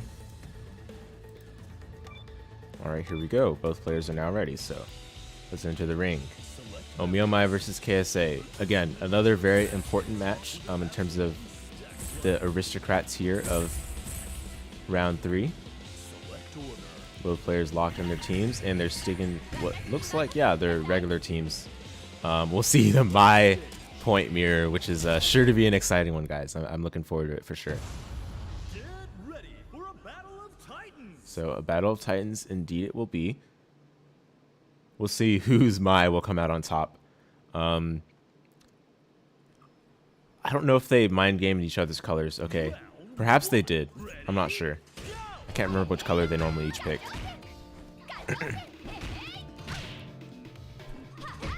Alright, the first clean hit is a trade. Otherwise, just chip damage. And the second one goes to KSA, who's on the red My. Alright, KSA gets the first amount of pressure. Nice catch on the roll, just a stand CD, keep it simple. But it's going to get additional pressure with the normal throw. Alright, and now suddenly ohmeohmy find himself all the way in the other corner, and the first sort of clean combo is going to go the way of KSA. ohmeohmy struggling to breathe here. I think he needs a lot of room to get things started, and so they're back to neutral, probably a more comfortable position for him, but not much health left to work with. This is going to be a difficult one for sure. Oh, but a clean JB is going to be the start of something good. Oh, KSA flinching a little bit, and actually that might be the end for him. Yeah. Just couldn't get that last hit to close it out, and unfortunately for him, he will be the first character, his will be the first character down. So now Luong comes in with almost 3 bars. You know, this should be more than enough for her to finish off this last bit of health of ohmeohmy's My. But we know ohmeohmy to be a very clean player when it comes to these sort of marginal situations. And despite that, to stand CD straight into the Ren, or the Gin, whatever it's called. Geki. It's probably a Geki, not Ren. But anyway, in comes ohmeohmy's Leona. Oh, okay, I like the little walk back after that crouch B. Was trying to whiff punish something. We know both of these players, the characters they're on right now, have solid stance CDs. Some of the best stance CDs among all of those in the game. Misses the stance cancel there, so no conversion opportunity there for KSA. But I like these preemptive jabs as well. Trying to catch ohmeohmy potentially. Oh, punish? No punish there. That strike arch when done raw is punishable, but sometimes hard to recognize in the thick of the moment. Stance CD trade with the Baltic launcher. Favorable for... Oh! Misconfirm. Crucial. And the first solid combo will go through the direction of ohmeohmy. Still advantage Luong here. Oh, but the heart attack doesn't explode favorably for ohmeohmy there. And unfortunately, that might be the end for him. Yes, it will. KSA leaving no damage on the table there. The crucial mid head-to-head will go to the direction of KSA. So now in comes the Chizuru of ohmeohmy. 3.5 bars to work with. I really like KSA's spacing recognition, as well as just the fact that he's always present in mind that there might be some Abra to catch. He's not going too aggressively here. He's just trying to make sure that these pokes are as effective as they can be in terms of jailing ohmeohmy at this corner. Because look, ohmeohmy has been back towards this corner for the majority of this match. It's no joke at all. Normal throw again. Guard cancel out finally. But a Shatter Strike. Huge Shatter Strike here. And that is very much a dead Chizuru with the level 2. What a great fight. So KSA takes the first word of this for certain clash of titans.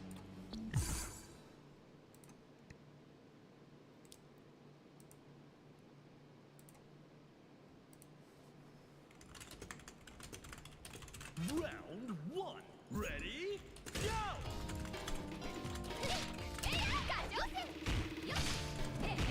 Sorry guys, let me tend to this message quickly.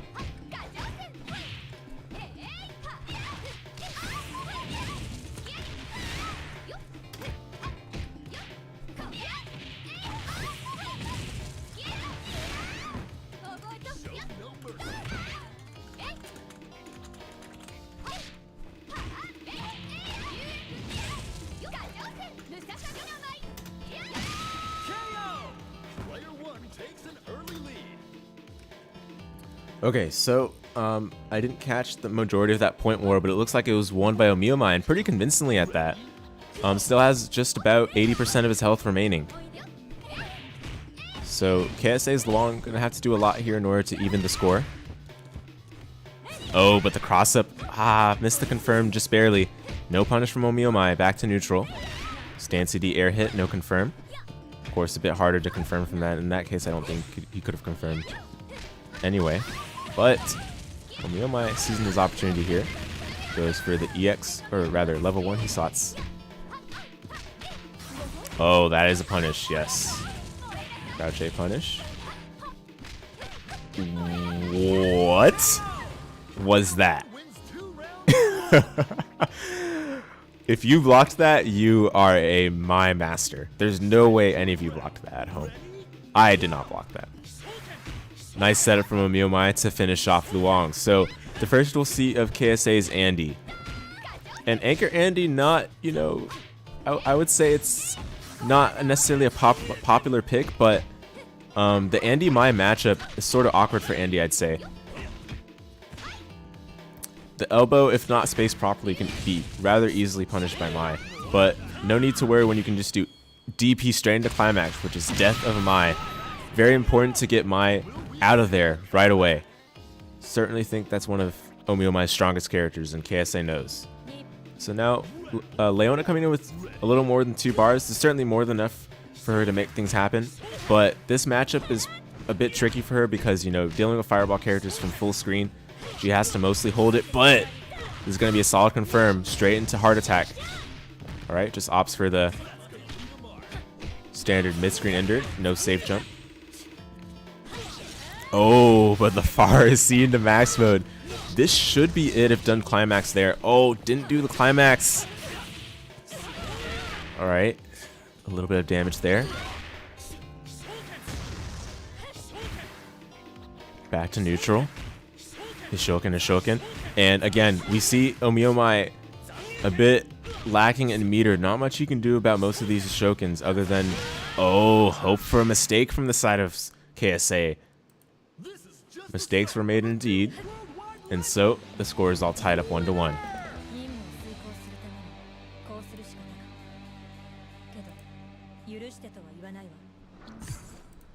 Alright, so unfortunately I didn't get a chance to see the adjustments made by ohmeohmy's side, especially, you know, given that the point war was won by him. Definitely a turning point.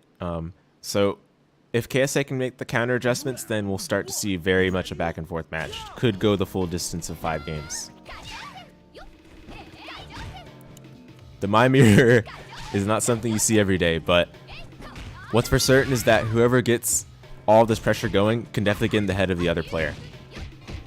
Alright, for now, KSA backing away. Oh, nice block just in time after whiffing that jump in. And another good rising JA actually from ohmeohmy. I haven't seen that just yet.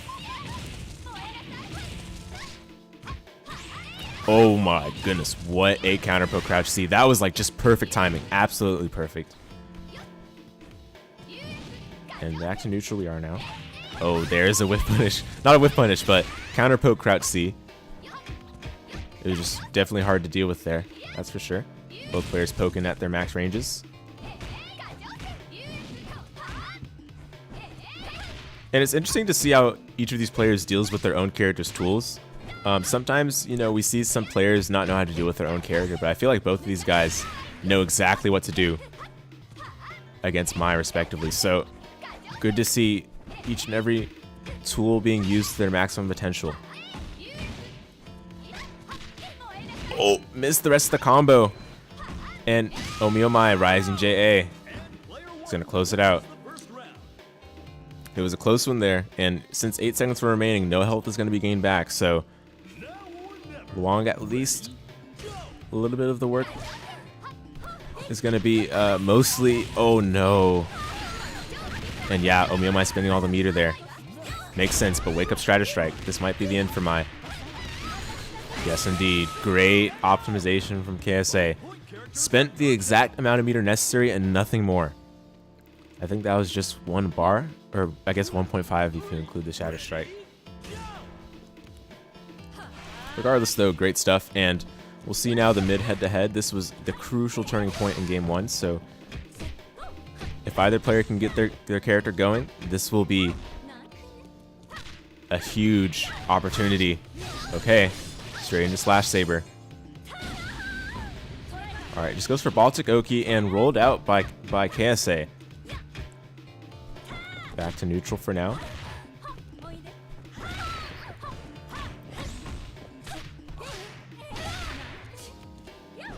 Oh, whiffed on the stand CD, and the Move Slasher comes out. Oh, Wake Up Shatter Strike eats the heart attack. And the frame trap in Excalibur. That was risky. My goodness. Had that been either guard cancel rolled or just simply blocked, full punish. But ohmeohmy made the bet, and it works out for him. So now Andy's going to come in. We saw KSA's Andy put on a good show last time, but definitely needed that climax to get going. We'll have to see him if he gets a clean hit here. For now, ohmeohmy is not going to let the opportunity come. What a confirm from Far A, but also a great confirm from KSA straight into the super, but whiffs the media unfortunately, and ohmeohmy sees the opportunity. Slash Saber confirm. Oh dear me. Great awareness recognition from ohmeohmy to bait that super. He did a little bit of the frame kills to make KSA flinch a bit, and that was an excellent exchange there for, oh whoops, I updated the score for the wrong person. But ohmeohmy is going to go up 2-1, and this time no anchor needed. Leona enough to finish off Andy here, and we're going to see an order select. Ooh, okay, so I'm assuming Andy's going to go point, but I don't know, right? Like Andy, I feel like actually has a difficult time against Mai, but KSA certainly knows what he's doing. So we'll see if Andy can actually set the stage, set the pace, turn this match back around. Luong in the back is definitely something I have full comfort and trust in, so I understand why KSA would make that switch there. But this particular matchup, KSA has to be careful not to get carried away with these Zaneakens, otherwise Mai has a relatively easy time punishing these, thanks to her long range 2A. Oh my goodness, nice blocking across it. That was crazy. So yeah, a lot of fireball wars here. Might not be fun to watch for all of you, but this is KOF at its finest.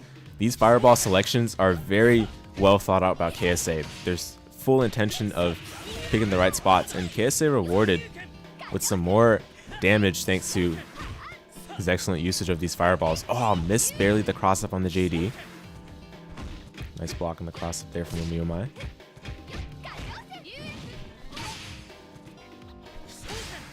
And yeah, these have been very great space to Shokens. It means that ohmeohmy has a difficult time actually landing like a good jump in confirm, because oftentimes he's getting hit out of these jumps from the fireballs. A great crouch C interrupt out of that string. Andy, so this Andy order switch definitely working out already for KSA, paid in dividends. So we'll see how it goes against the Leona. I don't know how Leona fares in this particular matchup, but what's for certain is that if ohmeohmy gets any sort of hits going, yes, like so. Oh, misses the super though. Far C into EX Zaneaken. Actually did not even know Far C of Andy was cancelable like that. And this time, KSA did a good job of standing outside of that throw range of ohmeohmy's Leona. That way he could get a clean meaty, which led to that combo from before. And quick work made of Leona. This Andy running a truck through ohmeohmy's team.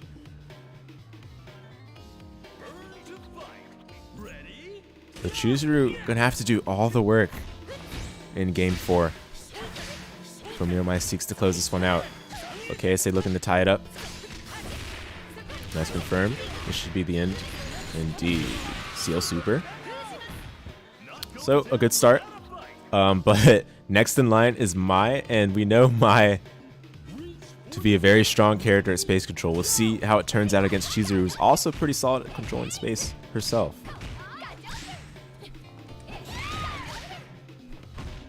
Yeah, maximum Leona. That's true, Sero.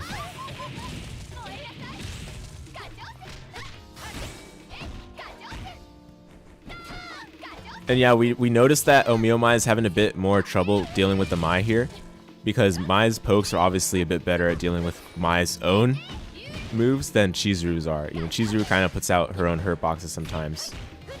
Ooh! Okay, that was close. Could have been dangerous there. Instead, ohmeohmy. Oh, okay. Thankfully, he did the ADP, so not a strong punish available there. Sliver of health remaining on this Chizuru, but this Chizuru very close to bringing it all the way back. Oh, not blocking on wake up. KSA gets one more chance. Nice block in the nice check on the throw, but the far D leaves KSA down to last character. But I mean, 5-bar Luong. Definitely going to be hard for ohmeohmy. That's for sure. Normal throw, just one hit will do it, and the cross-up pinwheel indeed. So, KSA ties it up 2-2, and that order switch was so intelligent. I think that is the ace in the hole here. But ohmeohmy might have a character switch himself. We'll see what he's got cooking up here. Oh, nope, he's thinking about it, but he's going to rematch. So, all right, they're sticking with both with their respective orders and characters. This last one to decide. Very important and crucial Glico points on the line here for round number 3. I think in game 4, which is the previous game, we saw ohmeohmy getting hit a lot by the Hoshoken, so that will definitely be very important to not happen if ohmeohmy wants to turn this around. But of course, getting a couple of good jump-ins here. Oh, empty low on the other side. Great roll. Escaped the entire situation. Oh, but counter poke, crouch C. This could be... Okay, just one more touch. Wake up buttons from KSA, so risky, but rewarded with an EX elbow confirm. Chip range, but... Or no, actually, maybe it takes 2 chips. Yeah. Not quite chip range just yet. Okay, crouch A will do the job. So, point where 1 for ohmeohmy, where he needs it the most. But let's be real, this My Mirror is, it could go anyone's way, so we'll see how it goes. Oh, what a throw tech. I don't know who teched that, but doesn't matter. Both players on the same page there. Chip territory, perhaps? Yes, indeed. ohmeohmy had a chance to roll there, but I think he was expecting a fireball as opposed to the Hisats, so... good stuff from KSA. So now we're going to see Mai versus Leona, the mid matchup. Oh, jump C to get it started. And now ohmeohmy is Leona in the corner. Nice throw bait shimmy. Oh, no max mode. We've seen max mode from ohmeohmy in such situations before, but not that time. Nice block on the strike arch, and that is punishable. Great punish, but couldn't find all the damage perhaps that he could have. Okay, so... does the charge move to get out of there? Okay, spend all the meter. Ooh, spends level 1. I would have liked to see level 2 perhaps, but this will also do. Guard cancel roll from KSA. Escapes the situation. Could have been an instant overhead or anything of the sort, so didn't want to deal with any of that. Fair enough. Nice Moon Slasher anti-air. Oh, hard attack. But getting the hit definitely negates that bomb. And so KSA close to evening up the levels, the health levels. Oh! Had ohmeohmy done the earring? Oh my goodness, he actually baited the Moon Slasher there, but didn't have enough health to block it. So Leona not going to have much health remaining here, but again, we saw Luong what she could do as the anchor of this team, this new team order of KSA's. Oh, close. That roll was very... Oh my goodness, what a confirm. He whiff canceled the stand CD and did the special move on the other side. Still present of mind to finish the combo. And so now we're all evened up on the final characters. Of course, ohmeohmy with the health lead. Oh! A meter lead. What the... What was the max mode expenditure there? Was he trying to go for far D into max mode around start? And perhaps maybe just mistimed the far D? Oh, man. Well, at least still has 2 bars, but it's not the best looking. Oh, the cross-up setup off of the air reset. Huge, pulling out these tricks where he needs it the most. Oh! Went for a throw attempt or throw bait attempt or some sort of DP bait as well. Unsure which one. This is intense, guys. This is coming down to perhaps the last touch. Both players. Oh my goodness. Oof. Oh, this jump seed he traded from that distance. Almost chipped territory for ohmeohmy. He has to stay very calm here, and the Geki takes it for KSA.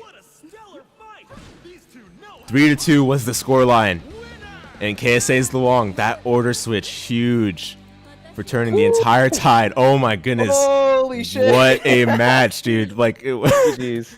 Yeah. Wow. Fantastic games. My goodness, dude.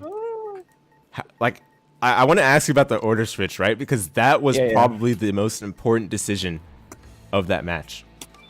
Yeah. I realized that I was like losing the point where is my so much, and the thing is that I really want to play my team in this order because I really like Andy in the clutch situations because it's so easy to do all his big damage stuff. So I was really persistent with that for like the first 2 games, or up until when it was like 2-1 or something. So I swapped Andy because I realized that like I can really slow down the game, and like the thing is I don't want to put Luong versus his Mai because I think his Mai is his best character. So if I put my best character versus his best character, it's like a 50-50, and I don't want to lose a 50-50. So I elected to put Andy to fight the Mai, and it worked out in like the first game, not quite in the last game, but still like I was able to build so much bar and like really slow down the Mai to the point where once my own Mai came in, I was able to like play the game and beat the Leona to like I was pretty confident in like the Luong Leona matchup and the Luong Chizuru matchup. I wasn't confident in any matchup into Leona or the Mai. So I decided like my Andy and my Mai, hopefully they can get to the point where my Luong can just clean it up. So yeah, that breakdown was excellent. Thank you for that. And I think actually, speaking as a Leona player myself, anytime you have a character that can space control as effectively as Mai, gives her a great deal of trouble, especially given we saw ohmeohmy with 3 bars, but that was quickly spent on, I believe, dealing with the last bits of health of some of the earlier exchanges. So we didn't have much to work with by the time the next character came in. I think that was crucial, right? Because again, she has just like that earring bomb, which unfortunately I think ohmeohmy selected the wrong ones at times. He went for the heart attack as opposed to the one that explodes on contact. I think had he done the latter, that damage would have been dealt right away rather than because of that slight delay in explosion, it gave you a chance to like block or land the hit to completely invalidate that favorable exchange that he had prior. So that was crucial, and I totally agree with you that Mai mirror, given especially that Mai is his best character, taking no chances in terms of that psychological mirror matches are very important. So great insight. I mean, I could probably talk hours about that match. Like, it was so good. I was scared, dude. Yeah, but man. Either way, into this next matchup here, DJ Blizzard versus Ocean Matt. I don't think I've seen DJ Blizzard play a whole bunch, so I don't really know how it's like. But they do got the Clark. Yeah, so dBLIZZARD hailing from UC Berkeley. This team of his, he's stuck with basically since the first time he picked up this game. And when I played him, I think that Clark was definitely the one where he sought to take full control of the tempo, especially with those command grabs and the overhead. So we'll see how that comes into play. I mean, we've seen Ocean Matt play like a very strong grounded game, but like this is versus Clark we're talking about. Like one slip up and all of a sudden you're in the blender, right? So exactly. Oh, yeah. Interesting choice on the grab. Yeah, I think the grab comes out a little bit later than you would like it to be, so you can actually like roll it, not really reliably, but you can definitely roll it pretty early. Oh, we saw the overhead there. Yeah. Isn't it crazy? He's got an overhead, a throw, a sweep. Yeah. Like, are you kidding me? Fortunately, that overhead, you can't get much off of it, but it's still just like the RPS. Oh, shatter strike. Okay. Oh, no conversion. I think had to spend to be the full bar there to get the conversion, probably. Oh. You can throw that? I think you throw him out of a... command grab. Yes, you did. Yeah. Yeah, actually, a lot of times normal throws in this game beat command grabs. I think it's just... it seems to be a rule. It's not because of the speed or anything. It just seems to be a rule. So, okay. Regardless, I guess as long as you're not throwing invincible, right? Yeah, I mean, dBLIZZARD here with the K-Dash, and we know this character is very, very strong, but let's see what dBLIZZARD can kind of do with it. Oh, great I feel like damage this, to get started though. yeah, huge damage here for Ocean Mat. Able to run their game, so much damage here. Safe jump. Oh, empty low. Empty low. Honestly, I got hit. I was thinking so much about safe jump, but didn't even bother. Just went for the empty low. Empty low is susceptibly strong in this game. Like once you've conditioned your opponent to do something, and just the amount of damage you get off of an empty low confirm too. Yeah, exactly. Leaves you right at that point blank position for the full light confirms as well. Nice mash out. Oh, what? That anti-aired. Okay. That should not dBLIZZARD. That's some messed up stuff. I think dBLIZZARD just hit JCD in a timing where it wouldn't have hit crouchers. So Yeah, true. yeah. That's the one other like mix-up in this game, right? Whether or not you do JCD for crouchers or for standing opponents. Some characters don't have to guess, like Krohnen, but some other characters have to make that choice. Right. 2D coming out. The God button, by the way. For real. No, Oh, gets yeah. punished though. I do think dBLIZZARD is definitely gonna be careful with these sweeps. It's Iori's sweep is, you know, it's tempting, but you have to have discipline. Yeah. I mean, the range is so good, you want to do it all the time, but unfortunately, you know, like it's like minus 15 or something on block. I don't know. It's minus something ridiculous. So you gotta be careful. For sure.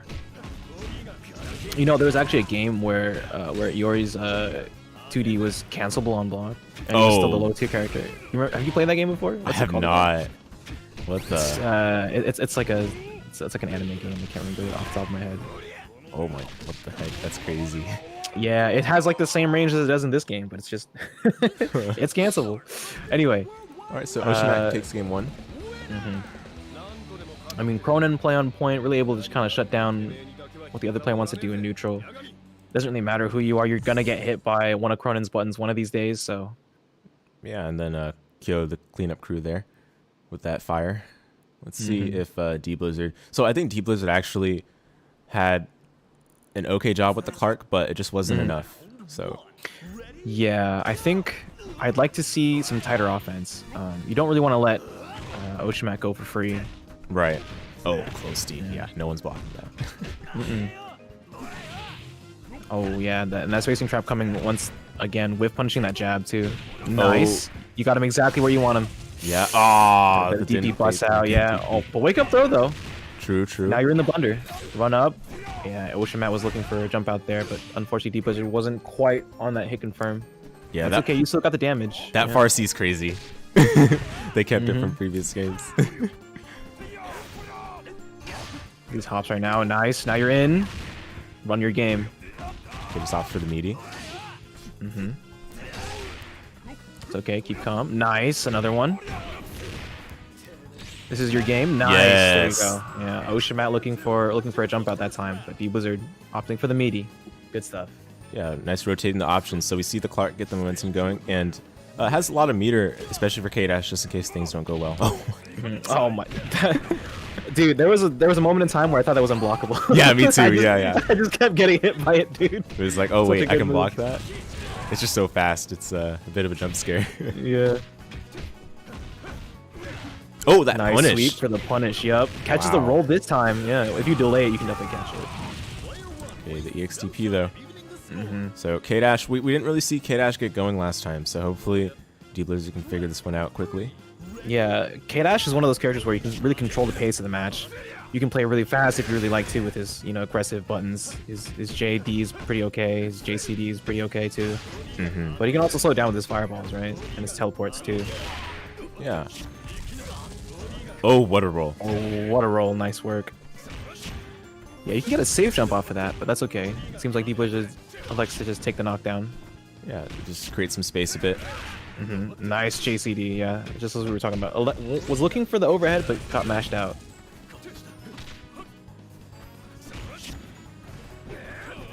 Yeah, Oshimat. Looking for a way in with these Rekkas. Yeah, and got it with the EX Dokugami. Oh, this is a good confirm. This actually might do it. Yeah. Oh, just gotta kill him. 100%. Clean. Yeah, Oshimat's very scary with these hit confirms. You can't give him an inch.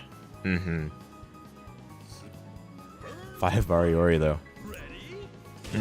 This is huge. You could definitely kill Kyo here with maybe like 2 bars if you And then have 3 bars for the anchor Iori. That is, of course, if you get there. Yeah, and so far. Big whiff punished. Ooh, crossed over with the JCD. Oh, he was trying to go for Taco, I think. Mm-hmm. Just a bit too early. Nice, that roll cancel coming out, yeah, to avoid the Rekka pressure. Mm-hmm.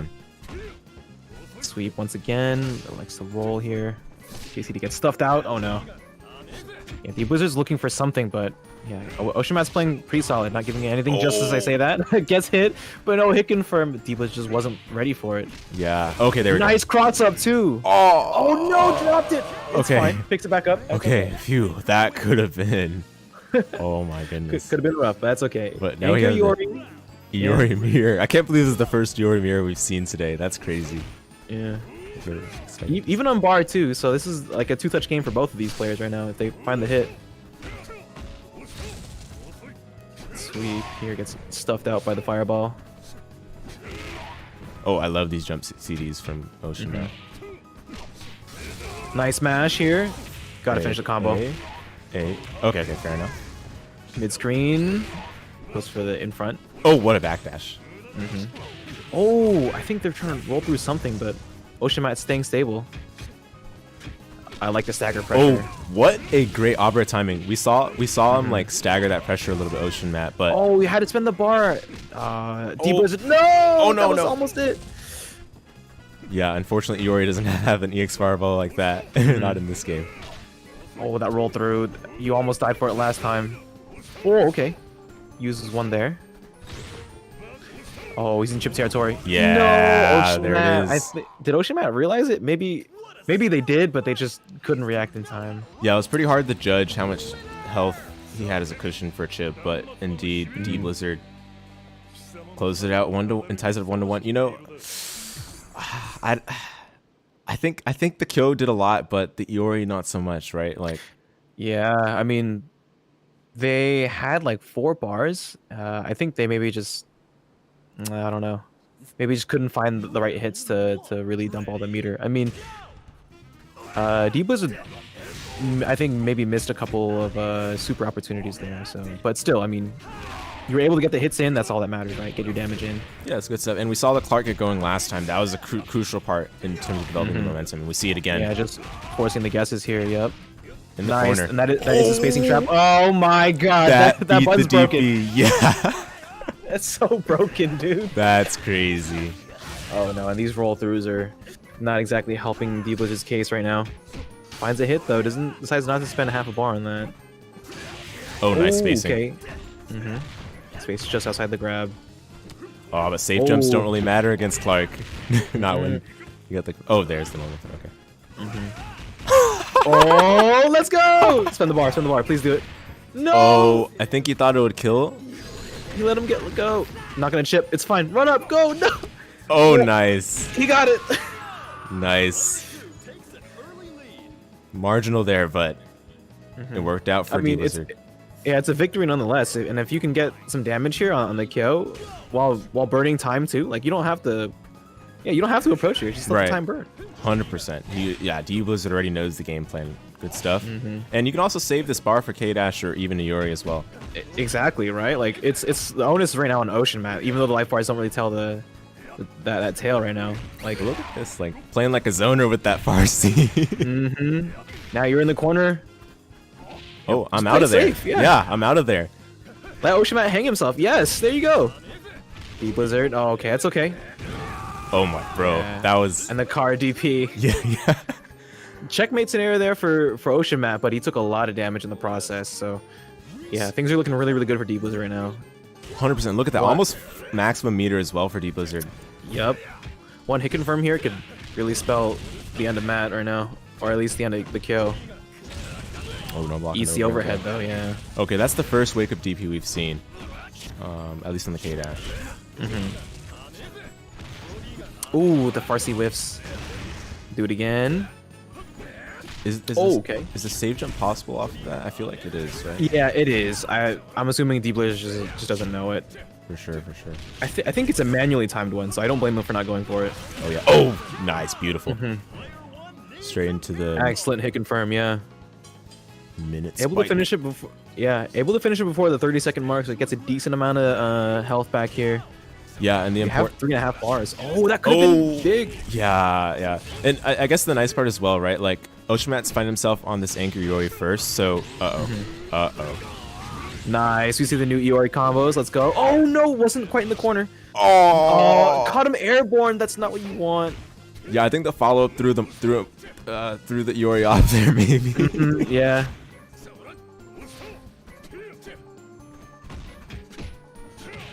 Nice jump. Yep, that re-jump pressure is so strong, and dBLIZZARD caught trying to sweep.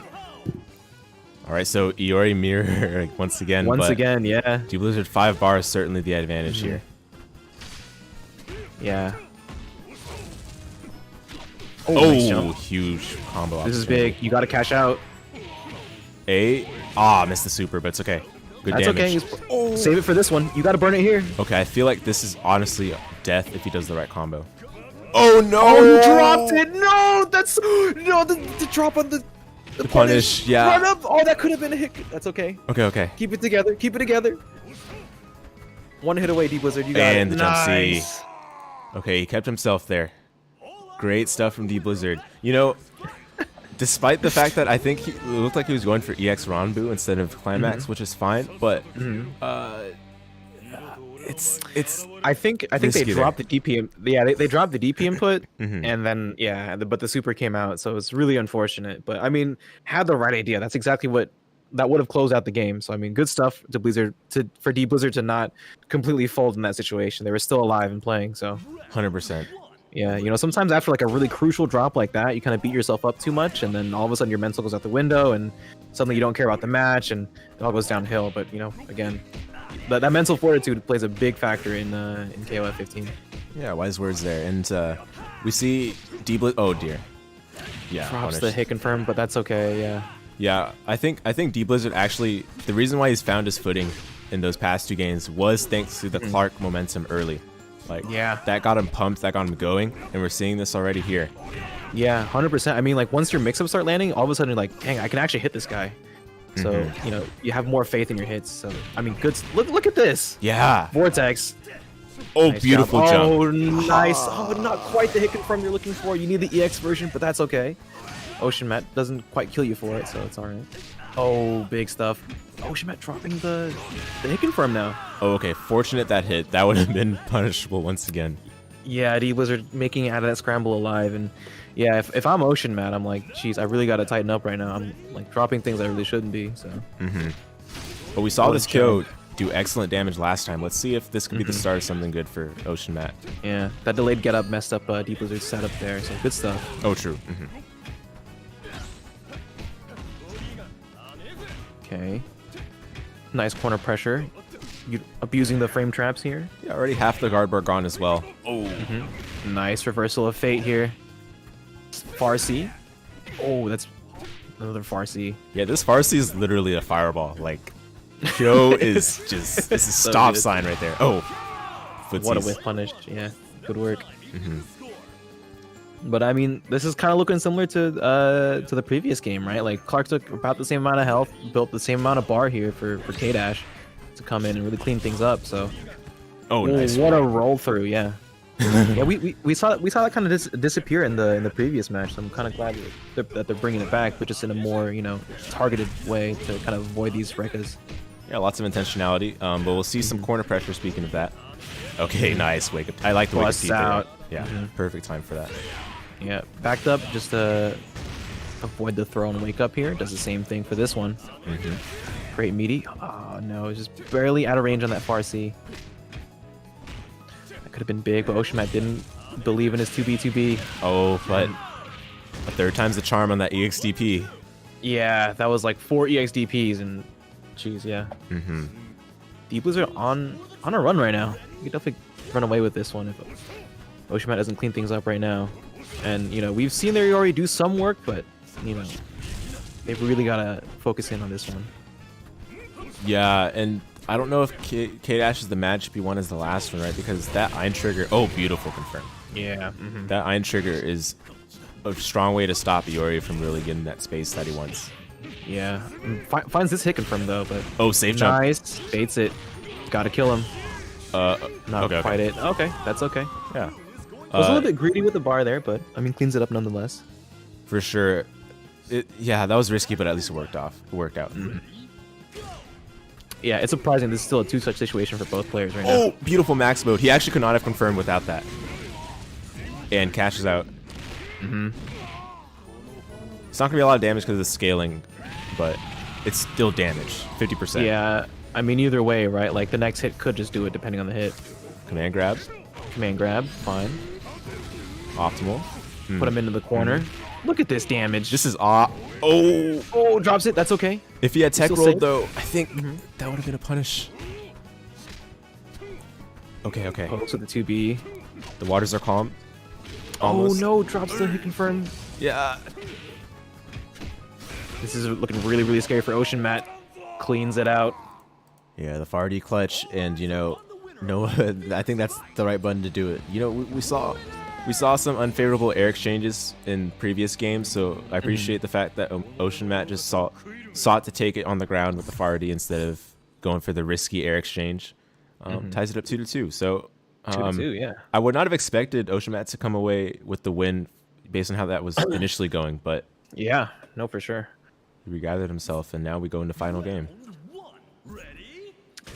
Yeah, I mean, dBLIZZARD is doing a great job kind of neutralizing the Kyo right now. I mean, we saw Kyo do so much work in the first couple of games that Matt won, so great job for him. But, Ocean Matt cleaning it back up with Iori.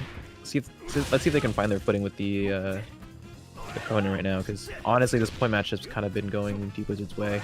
Yeah, ever since game 2, definitely the pendulum swung towards him.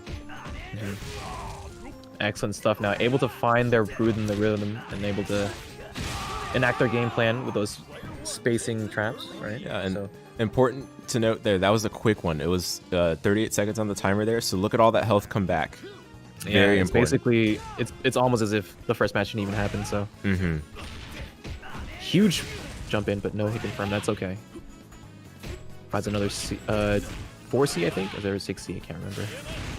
Either way, DP blocks, big punish. Oh, great Cash out. optimization. Beautiful. Sends them full screen, and you don't have to deal with them right now. Yeah, K-Dash has to come to you, so. This is kind of where K-Dash struggled a little bit. They don't have the best buttons with the biggest hitboxes, so, and yeah, there we go. So Ocean Matt quick cleanup of the first 2 characters. It's going to be all down to Iori to do every single elimination here. I mean, we've seen dBLIZZARD clutch these out, but this is a tough hill to climb, especially when you have to face down this Krohnen, right? Doesn't have half a bar, so yeah, that DP isn't quite a threat right now, but has it now, so. Right. Corner. Ooh, Jump CD. Yeah, jump CD is just going to win. Just going to win. likes to roll out, but this is big. Ocean Matt finds the hit confirm. And yeah, we're Not chilling. looking too hot right now, yeah. Oh my. What a throw. goodness. One more mix up. Alexa DP. Here comes dBLIZZARD, no taco. Looking for a hit confirm and just. Oh, Sweep that's it, yeah. with punish. That And spacing trap. emphatic OCV from Ocean Matt. Like, that was a complete regain of the composure there. Like, Yeah. it would have been hard. Like, if someone were trying to predict who would win and how it would happen, I would not have predicted the Krohnen to be the OCV to Yeah. finish game 5. Yeah. I mean, great stuff there in that last match. After losing that point war for so long and kind of being destabilized by that Clark and just kind of playing in such a way that really this really read heavy playstyle, like calling out some of the advancing, stand C's with the command grab, and then also just like calling out jumps with air to airs and far C's. Like, really great job there from dBLIZZARD, but once Matt sort of adjusted his timings a little bit, was able to play his game and enforce those spacing traps that they're so good at. So Yeah, Great stuff. absolutely. Yeah, great stuff from both players. I think that was a very intense and solid match to be our second to last of the match day. But now we'll be approaching our last match of match day number 5. It's going to be between Mothman and dBLIZZARD. So Mothman and dBLIZZARD, yeah, okay. Did Mothman go to Frosty last week? Yeah, I believe he did, and actually he finished in the top 16, I believe. If I recall Nice. correctly. Yeah, finished Great in work. 13th place. So, you know, good, Yeah, good stuff. Indeed. It's weird that I haven't played him yet. Oh yeah, that is true. You know, it's likely that you guys will play in the playoffs because both of you will very likely finish in the aristocrat tier. Okay. In terms of like just these, I mean, these have been the tightest sort of Glico differentials we've had in a long while. But Oh, really? Okay. you know, towards as the ratings start to get a bit more solidified, it's harder to make any big jumps. So it's pretty likely that those of you that are in like the top 5 are gonna stay there basically. Okay. But yeah, if you guys ever face each other, some homework will need to be done then to prepare for the playoffs. Yeah, honestly, I'm pretty scared, so I'm definitely gonna be watching this one with some intensity. So. So yeah, things to look out for on the whip. We haven't talked too much in depth, but a lot of these sort of knowledge checks, so to speak. First being, of course, the stance. She has an overhead and low available from them, and Yep. honestly, the between the two options, it's not really easy to react to. You can fuzzy it, you can roll it, but you have to be active. Like you can't sit there crouch block, otherwise you're always gonna get opened up. Yeah, and Mothman was definitely talking about that during his whip tutorial, so definitely check that out if y'all are watching at home. Oh yeah. So yeah, I mean, it's definitely hard to want to stay active versus whip too, because there's so many. She's in the air all the time, so you think you can anti-air her. There's like a whole bunch of things that she's doing that you feel like aren't quite safe, like some of those strings that she might be doing. So it's like it's really hard to just be like, okay, I just want to sit here and wait to see what she does and react to it. But that's kind of where she starts eating you alive. So it's a very tricky character to play against. And then even if you do just start trying to call her out, she has like very strong tools to kind of shut down your offense too. I mean, the DP leads into like a safe jump, am I right? Or, yes, that's right. Or at least a meaty. So it's like it's kind of crazy. So Yeah, it does lead to a safe jump. And actually, I wanted to note, dBLIZZARD's order is completely switched here. Interesting to pick the Iori first. I'm not sure about it. Well, we'll see if he's got someone cooking here. yeah, I'm wondering if they think that because he already has a fireball, they can, you know, abuse something else in the neutral. Whereas Clark, it's kind of difficult to do that. You know, you're kind of one note in neutral, but still, I mean, Mothman cleaning it up. It doesn't matter what point you pick, he's gonna whip you around. Yeah, quick work made. And actually, that was off of the punish roll. Look how much damage he got. Yeah, and I mean, we saw dBLIZZARD roll a lot versus Ocean Matt, and towards the end there, their rolls started not working out as much and started getting more punishes off of that. So Yeah, true. So one thing I noticed too about Mothman, especially when he notices that, okay, the player I'm fighting might not have a good grasp how to fight whip, he'll often go for this it's always my turn sort of moves. We saw him go for the DP there, even though it probably wasn't well advised, but hey, if it's always your turn, you really frustrate your opponent. and dBLIZZARD is just trying to find their way in right now. But yeah, that wall of normals that Whip can put out is so potent. It's I can definitely see why they decided not to start Clark here. But Yeah. either way, this is going to be K-Dash on anchor with a lot of bars. You could definitely take it in the corner. Oh, big cross up. Yeah. Straight for that hyper hop. Oh, I think they dropped the Hicken from there. Unfortunate, but Mothman going to capitalize. All right, cashes out completely. Safe jump. Oh, okay. dBLIZZARD Jumps knows. over the mid. Yeah, dBLIZZARD knows at least for that. Oh, but plus frames, he didn't know that one, unfortunately, and that looks like it'll be it. Yes, indeed. Yeah, I'm surprised that dBLIZZARD didn't whip out any of those DPs, but they were probably just trying to gather some information at that point. True, yeah. At least going into game 2, he's hopefully noticed some of the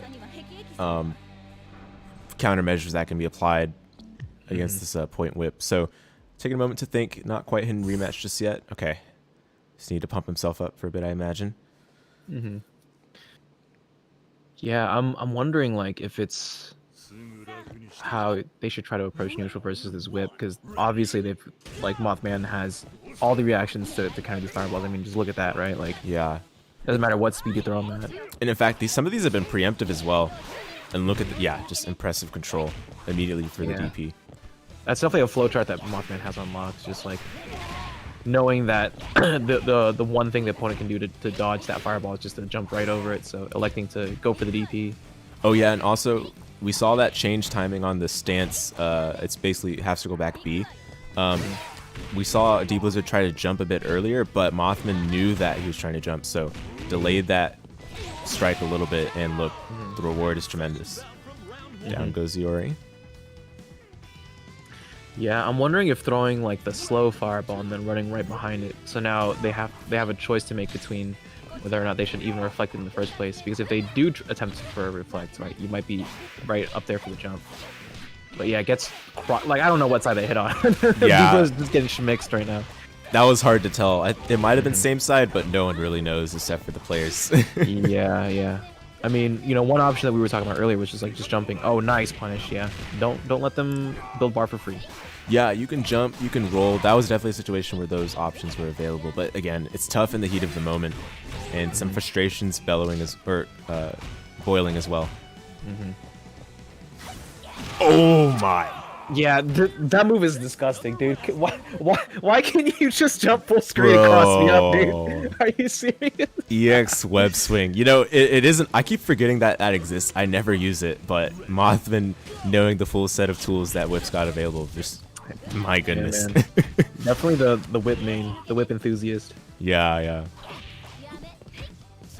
That 2D, it looks like. Yes. Yeah. I would like to see dBLIZZARD again. We need some active defense, right? Blocking this overhead is an uphill battle. We probably have to see a roll of some kind or some other method to escape. Yeah, but you really got to be careful about these rolls. I mean, Mothman punished a couple of rolls earlier, so they're definitely ready for it. You kind of just have to maybe bet on his GC roll or something. Yeah, that's good point. Gonna be it for game 2 here. Yeah, game 2, it looked a bit better, at least towards the end. The matchup with the Iori, not so much, but we'll see if dBLIZZARD has any other tricks he can potentially take out defensively. Yeah. I'd like to see more patient play, but maybe not necessarily throwing fireballs, but maybe just kind of like using your movement to maybe bait Mothman forward. And we know Mothman's, you know, eventually someone's got to move forward, right? So yeah, that is nice. true. Okay, yeah. Great stuff already. Yeah, found the timing just in time. Oh no punish on that DP. Yeah, a bit of a scramble there. Yeah, Mothman's getting a little bit too cocky with these DPs. Hopefully dBLIZZARD can catch on to these. Oh, great backdash. And like just changing the timing of his approaches is doing so much dividends right now. Like the life bars are almost even. Ah, that's true. Oh, great roll through. Yeah. Hey, that was enough to escape. Oh, but the overhead confirmed. So that reflector is also an overhead for some reason. Yeah. Yeah, definitely. She needs it. She needs it. Indeed. Finds a cross up.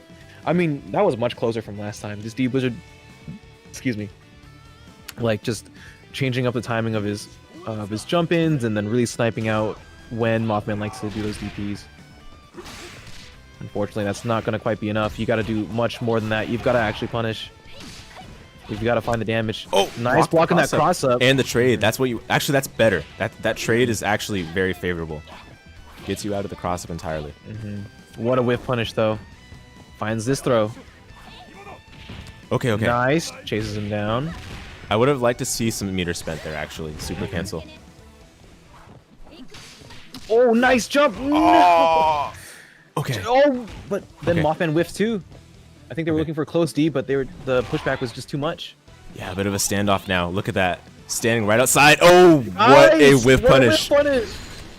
Yes, cash out. I think that might be close. Oh, okay. Oh, nice. That should go on Will It Kill.